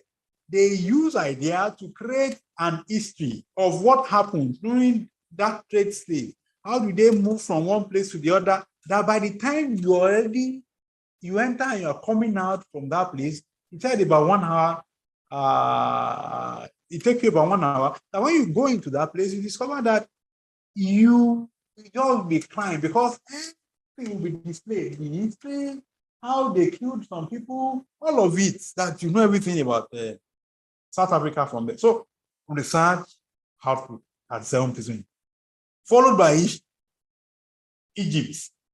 Egypt also contributed 27%, And in East Africa, Kenya is leading, while in West Africa, Nigeria is at the forefront. Yes, we are at the forefront, but our research, are we actually, has it left the shelf quarters to implementation quarters? There are a lot of discovery, a lot. There was a particular discovery that one senior professor did when I was doing my master's. And when we discovered that a particular salt in a particular region is contributing to hypertension there. And as we speak, the thing just ended on the shelf. Nobody went there to advise them. Nobody went there to see how to improve on the salt in order to reduce the level of damage being caused in that area. So, and once we have done the research, now we should be able to go to implementation stage. So this is one of the major things that we need to actually look at, really. So before we now finally move on to the application of our innovation and technology in this part of the world, I think we are seeing my slide now. You see when in Nigeria, the stage at which we are. In Nigeria now, from my own slide, you discover that we use a lot of generating set. I better pardon my neighbor, different kind of generator. You see it. Whereas in China, you know the stage they are now, they are at the stage where they are floating 40 megawatt solar panel plant on water surface.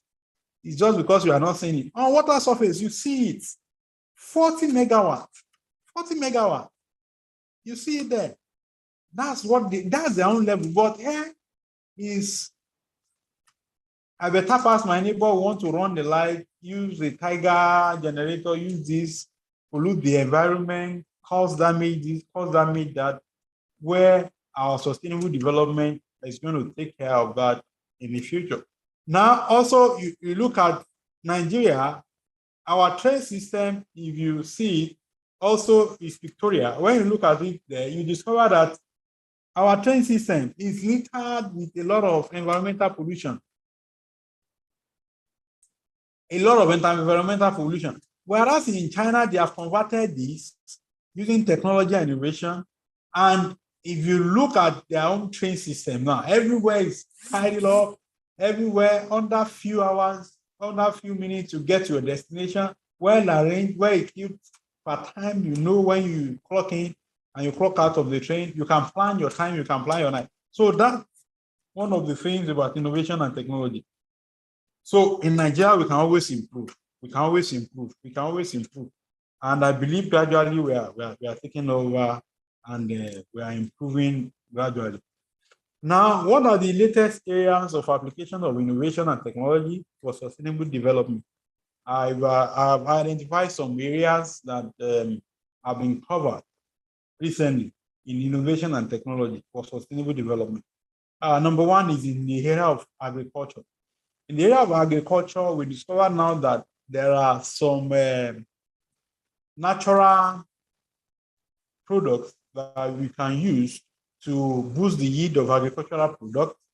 There are some machineries you can use to increase the rate of production and reduce the manpower. You know, when you use a lot of manpower, the yield will be slower, because what a machine would do in 10 hours, it will take 1 year for a human being to cover.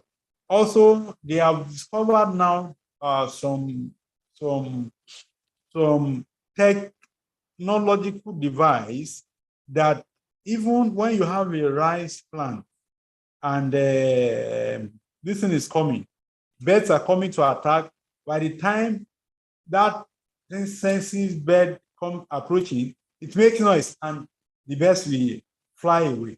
In fact, we have some other things now that in fishery, for instance, there's a particular chip that they install that will sense when the water of the pond needs changing, and automatically you switch on the valve, the water flows out, and also automatically it turns on the pumping machine and the water flows in, and when it gets to a particular place, it stops operation. So that's technology. One of the things they've done technologically to improve on agriculture. In fact, we now have some genetically modified food now. So we have cassava of 9 months, we have cassava of 6 months. Whereas in the olden days, normally you have cassava for about 1.5 years. At times you have for 2 years before harvesting, but now they've been able to reduce the length of or duration to maturation, and they've been able to improve on the product and the yield as well. So these are some of the innovations, technology for sustainable development, because in the area of sustainable development, now the population is increasing, and we need to look at how can we sustain the population, feeding them well. Hence, there's need for us to reduce the number of the duration for some fruit to get matured, or for some farm produce to get matured, in order for it to be readily available for consumption, and for multiplier effect of such crops or product. So in the area of agriculture, a lot has been done, and we believe that very soon we'll still discover more. We'll discover more. Also, in the area of smart homes, you now have smart home everywhere.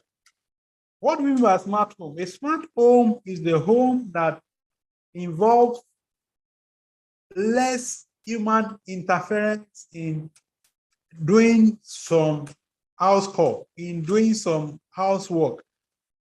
Now we have, even in Lagos, as we speak, in Lagos, we now have some houses that does not employ gate man again. Do you know what they do?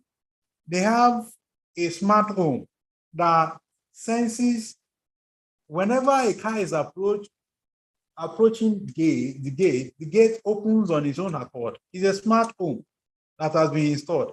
Now, also in a smart home, you have some that does not even depend on the national grid again. Some solely they are working on solar now. Some solely they are working on inverter. Some they are solely on inverter and solar. So they don't need, everything they need is in the house. They don't need to take permission from NEPA. I want to use like, so it's a smart home. Also, the doors are computerized. In fact, in some hotels, even in Nigeria, you discover that when you open the door and the smart card you use to open the door, when you put it at a jacket by the door side, is when the light will come up. So a smart home, it doesn't waste its electricity. It does not waste electricity. So on its own accord, when they sense arrival of people in the room or in the house, the lightning come up, and when there is nobody at home, the lightning goes down. So those are innovative ideas. They are technologically improved and they are sustainable. So they are reducing what we are spending. They are reducing the expenditure per time. So it's a smart home. And even in some home, you have CCTV camera, you have washing machine, you have different things, you have internet, you have everything embedded in the same home. So we don't need to now go about looking for this and that. Your telephone is in your house, everything embedded in a single unit. So in a smart home, you have everything that is needed.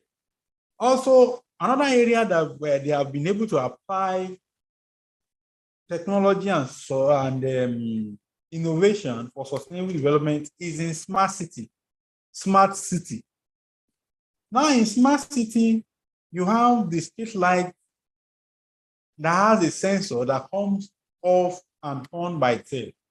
In a smart city, you have the roads linked with CCTV camera that you can easily monitor from the server room. You can easily monitor case of theft, case of burgling, case of riot, or you need to arrest something.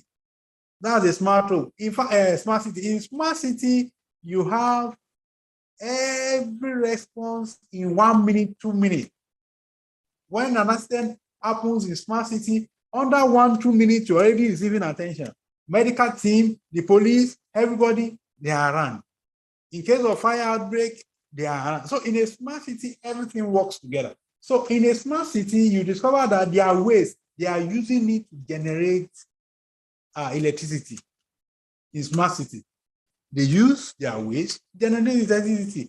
They don't waste any resources. So in smart city, everything is well organized, everything is well planned. And I want to say categorically that we have some smart estates also in Nigeria.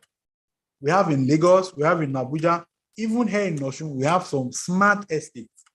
Smart estate, that is, I'm talking about North City now. We have some smart estate, that is a section of a particular town that they planned so well. So it's a smart city, like Kenaland, for instance, in Northern. It generates its own lights. Everything they need is a smart city on its own. So that's what they are usually to do. Also, you discover that now we have digital health. What do we mean by digital health? In digital health is that all the diagnosis you want to do, just by the time you put just your finger on a machine like this, everything that is wrong with your body system is being displayed at the computer. And all the medical doctors will do is just to look at it. Okay, let's look at what has happened to you. These are the things you have found out. Okay, let's treat it this way, let's treat it this way. From the computer. In fact, in some hospital as we speak, they give appointment to patients online. You don't need to start coming with a particular card or that. All you need to do is to log in your details, you get an appointment time, and you get the time you're supposed to see the medical doctor. So that's digital health. So everything is going digital. So it's innovation and it's reducing the time wasted that people would now go and sit down at the hospital. They'll be waiting for 2-3 hours and nobody is ready to attend to them. But in digital health, you discover that you'll be able to diagnose within seconds, within minutes. After diagnosis, you see your doctor and you go. You don't waste time. You can plan everything. So that is one of the things. So it's sustainable. So by the time it's sustaining our economy, it boosts our economy, it reduces time wasted. At the end of the day, it now has to our GDP. Okay. Now, smart economy is another area. We now have what? Smart economy. In smart economy, you discover that robot now works for people. Artificial intelligence now comes into play. In fact, in smart economy, human being does less work, but uses more of his or her brain. So in smart economy, smart economy leads to high productivity using the brain and using robots, artificial intelligence to get multiple streams of income. As we speak now, we now have something called cryptocurrency. And in cryptocurrency, means you are using a paperless currency. That's what it simply means. So people now go into crypto, artificial intelligence, AI, robots trade for them, and at the end of the day, they get cool money. So all they need to do is to have understood the fundamentals of how this and that operates and come online to set it for robots to trade for them. And they just say, okay, after 1 hour, let me come back and see. I take my money. So that is a smart economy. In a smart economy, you don't need to do so many mechanical work, but you do many brain work, and robots and artificial intelligence comes into play. And finally, we have smart laboratories. We have been able to use innovation and technology in the area of smart laboratory. You now discover that in some of the developed lab, you discover that even before you go into the lab, you clock in. When you clock in, your machine, you just need to use your thumb to log in to the machine. It's smart laboratory. When you log into the machine, it brings out everything you have done for the past 3 or 4 days.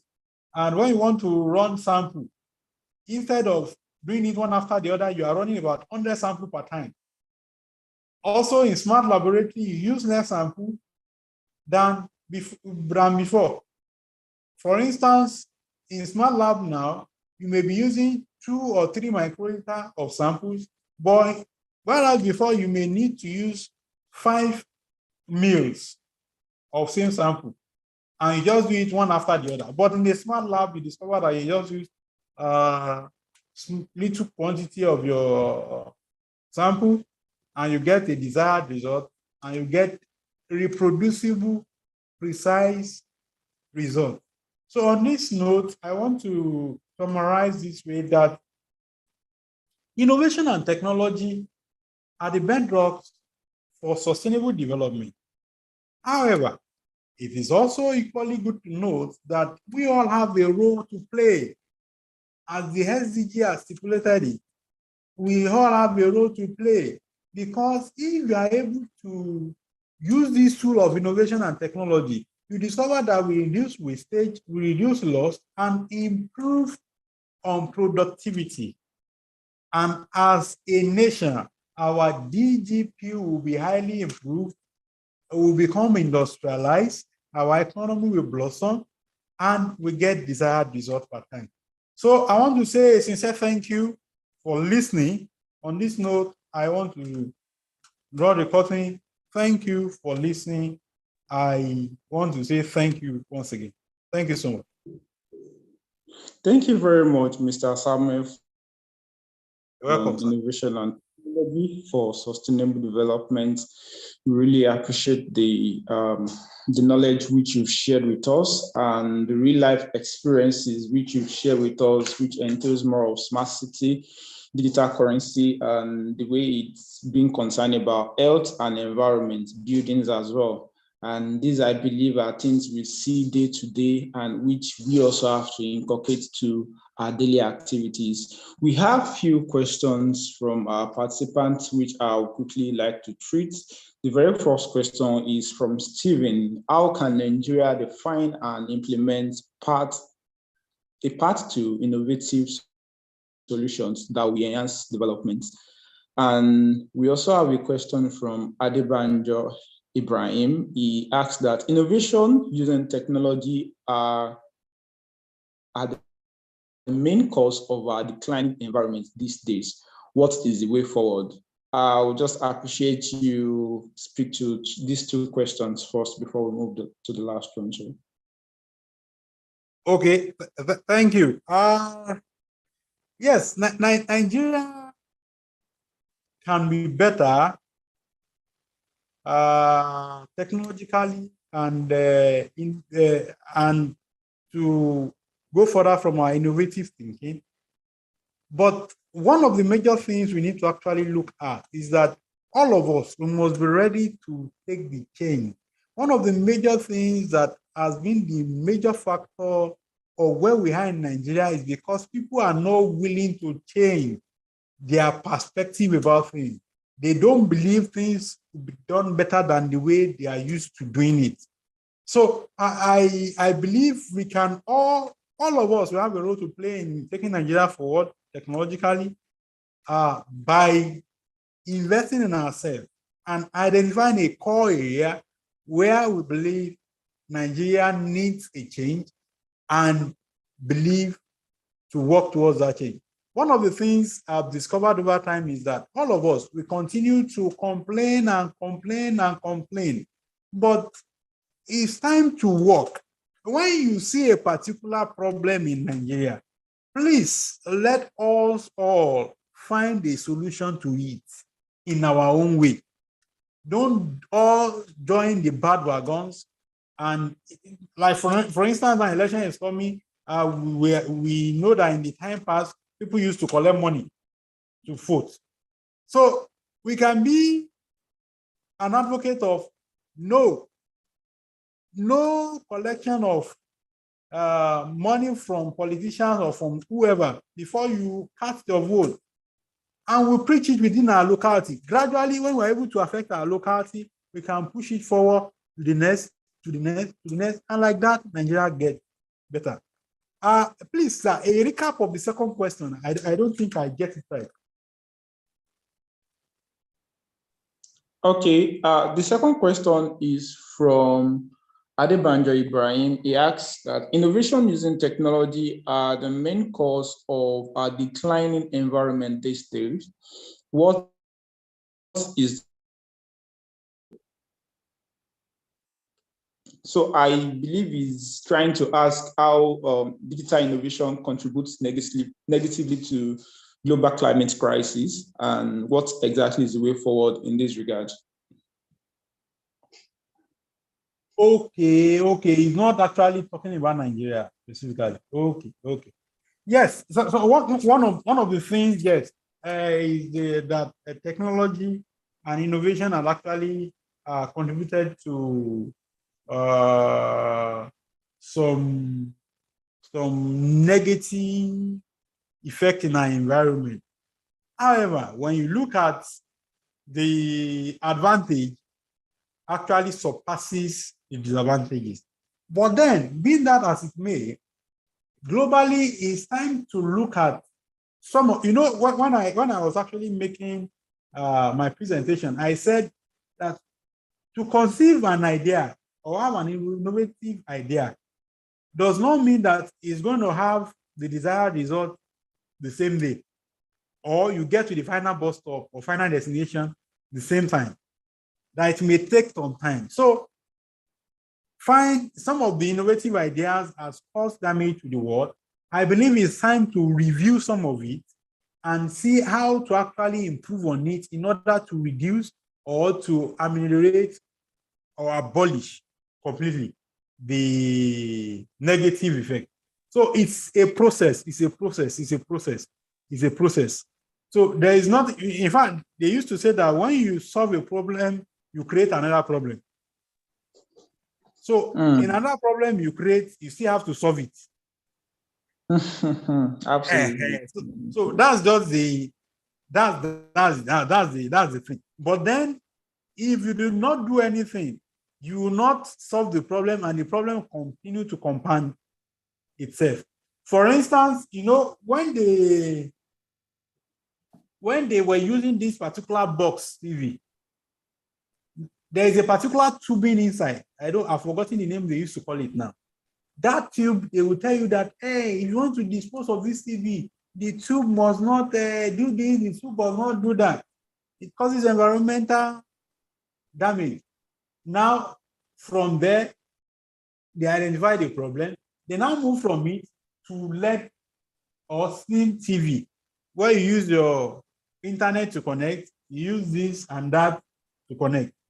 Are we now saying that the LED TV could also have some kind of little disadvantages here and there? But, absolutely, sir. Absolutely. But then we have accepted it, we are using it, and gradually you discover that we move on from the challenges of that particular TV, and we overcome that one, and we still move on to the next one. But one good thing about all of this thing is that by the time you move from one to the other, the kind of challenges is going to become gradually fading away, gradually. I don't know if you get it, sir. Absolutely, sir. Yeah, You saw that by the time you move from one to the other, these problem had already reduced to 50%, to the next one to 45, next one. So gradually would get over it. So I think it's time to review some of these things that has caused the ozone layer to be depleted, that has caused some earthquake and all of that. Let's review it and let's try to find solutions to some of them, and gradually we'll get it. Thank you. Thank you very much, Mr. Samuel, for the wonderful thought. And permit, I have to do this. I also like to acknowledge the presence of the co-director of Sustainable Development Solutions Network. Thank you, Professor Jiaka. Thank you very much, Ma, for taking the time to be part of today's session. And I know you definitely want to exit and go for another engagement now. And I don't know if you have a word for us this morning before you leave, Ma.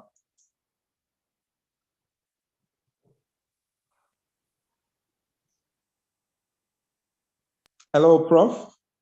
Are you there, Ma?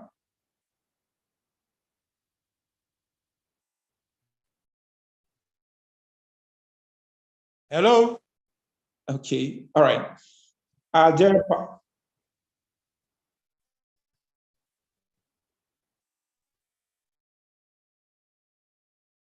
Okay. Dear participants, I believe it's been a wonderful session this morning, and really appreciate our two facilitators for today's masterclass sessions in person of Mr. Olawumi Samuel. Thank you for taking the time to lead us through this wonderful session. It's been an insightful one indeed. Really want to apologize for the technical glitch, and you are going to have the slides on through the Learning Resources platform. I believe we all have the link. You can just check the resources platform in the next 24 hours. You are going to have the slides there for you to have more information about today's masterclass session. Right about now, once again, thank you, Mr. Laomi, for the wonderful time you've spent with us this morning. We would like to grant you also attend to all that things for the day. We'll quickly share one or two information before we end today's session, and that has to do with the next phase of the program. I believe we are in the third week as we speak, and we still have 2 more weeks for the masterclass session. That's week 4 and week 5 of the program. But it's very important for us to know that at the end of this program, there are 2 projects which we are going to be embarking on. The first one is the On a School project, and the second one is the advocacy project. That is a community advocacy project. The On a School project is an individual project which you have to do. And right from today to 9th of February 2020,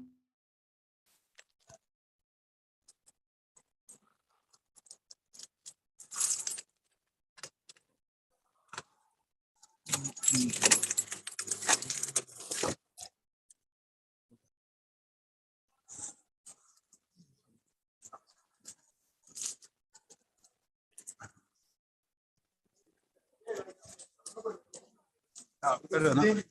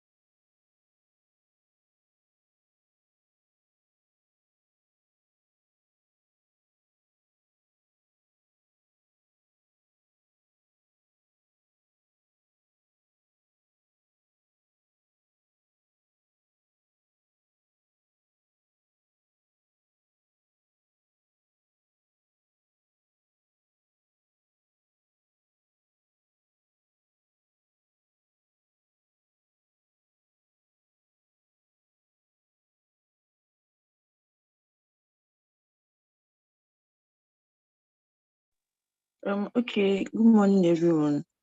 So, please hold on for a bit. Mr. Emmanuel would be back. Okay, I think he's back. Yeah. That's it from my hand, and the location is not really favorable this morning. I apologize for that. So, like I was saying earlier, I believe I'm audible. Please, can you confirm? Yes, sir, you are audible. You are audible. All right, thank you very much. So like I was saying, basically we are to introduce the SDGs to the student and see projects which we can engage. Last year cohorts, we have a lot of testimony students because that's the first time they are hearing about the first time. And we are at the midpoint of the 2030 agenda, just less than 7 to 8 years to achieving the 2030 agenda. I remember some weeks back that is there a possibility of we achieving the SDGs? The advocacy project is part of what is going to contribute to the attainment. What we are doing now is part of what is going to contribute to the attainment. And that is also what is going to increase our chances. In this regard, you are going to be given a letter of introduction from the organization, which you are going to present to the school management. And at the end of it all, the project is meant to span for 2 weeks. The only school project is meant to span for 2 weeks. But definitely, we are still going to share a guide that details the process of you executing your own school project. And please, specifically, is an individual case whereby we have 2 or 3 advocates working towards maybe aiming towards a school. Definitely, it's the advocate that submits the first to maybe St. Louis. First advocate that is person, the program managers are going to approve that school too. The other 2 advocates will have to go and source for another school. And please also take note of this. The school you are working with should be within, let's say, 5-kilometer radius to your current location, meaning that it's very close to living or where you are working. Incur cost, logistics. So identify it within your location, not like you are looking at a school 10, 20 kilometers or 50 kilometers away, whereby you have to spend on logistics and a lot of things. So, and secondly, I'm also going to speak about the assessment. The first assessment for this masterclass session is going to hold next week, Wednesday. That's 8th of February, and it's going to be in the evening by 8 p.m. Yeah, 8 p.m. to 8:30 p.m. And just for 30 minutes, basically the questions are coming from masterclass session, not from which you are doing on SDG Academy. The self-paced courses which you are doing on SDG Academy is also part of your learnings, which is to give you advanced learnings on various aspects. And I believe that we all belong to a state. Last week, I spoke based on the feedback I got from the program managers that we only have few state reps represented. I think by now we have most of the states being represented. But it's very important. I still know that we have some people that do not belong to any state. Please, it's very important. You need to connect to your state, and it has to be the state you are currently in. Don't say because maybe I'm schooling in Anambra and my base is in Lagos, I have to, and you know that definitely between the period of January, February, March, you are going to be in Anambra, you now join Lagos. Please, you have to join the specific state you are currently in. The fact that you reside in Lagos doesn't mean you'll be in Lagos by March, because your community project has to be in Anambra, and it's very important for you to join the group, because community project is a very paramount aspect of this SDG advocacy project.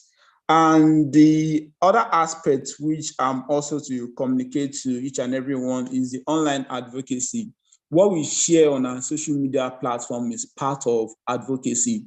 And I know that some of us have taken this as part of our culture, whereby we share information regarding SDGs, circular economy, green economy, various aspects of sustainability.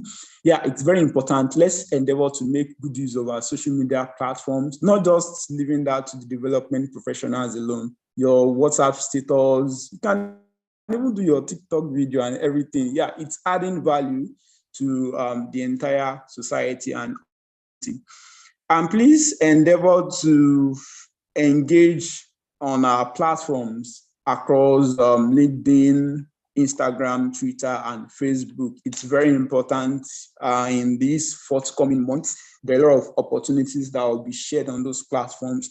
These are ways which you can benefit from, and definitely I know that it's going to be a transforming moment for each and every one of us. I don't know if there are questions which you might want me to attend to before we end today's masterclass session.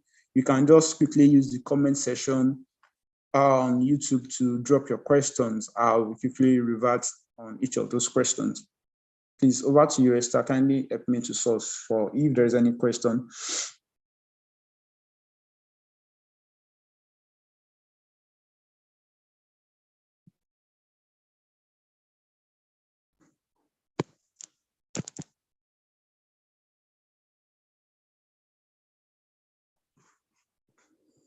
You can just use the comment section to share. Okay, I have a question now from, let me check.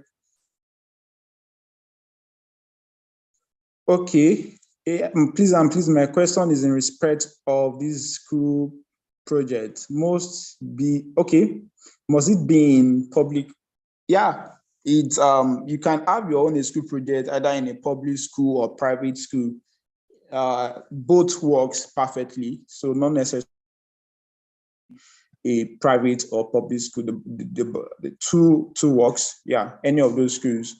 And is the school to be only for advocacy, or can we? I don't really get your question, Mr. Ernest, but I assume that can we use it for project execution? So the only school project, and okay, let me just explain the community project as well, because it's part of what you are supposed to be planning by now, so that you can, for the month of March, that's what we are going to be executing. The community project is you identifying a particular problem in your community. And take, for example, I know that we have the pollution as a major bottleneck in most of the community, in most of the states and suburbs in Nigeria. So, but that doesn't mean that what you are doing, in fact, this year we might not be approving anything that has to do with cleanup campaigns. But let's take, for example, when we talk about pollution, you know that maybe pollution is really engrossed in your state. You can embark on a project in terms of pollution campaign, and whereby you are sensitizing people regarding how to the nitty-gritty of having a clean environment. What does it benefit? How does it benefit humanity, having a clean environment? Yeah, definitely you can embark on a cleanup project. Then from there, you have to campaign and teach people as regards the SDGs as well. So you have to identify a particular problem which you are going to create a solution around, and that's the community advocacy project. But this is for the group, I mean the state at large.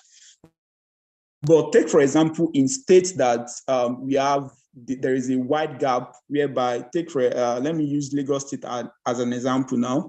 We have some people that they live as very close, far away from Ikeja or Oshodi, maybe Badagry area, and we have some people that live around Bega, Ikeja area. So definitely it might be in one way or the other, it will be difficult for them to connect. So you can have subgroups in your states. You can, based on how close, the closeness of the entire advocate in that state. So you can decide to have like 4 subgroups whereby you can execute that same project, but you know that that's what you are doing and you get to execute the project at due time. So the On a School project is your individual project, while the community project is what you all are doing as a state team.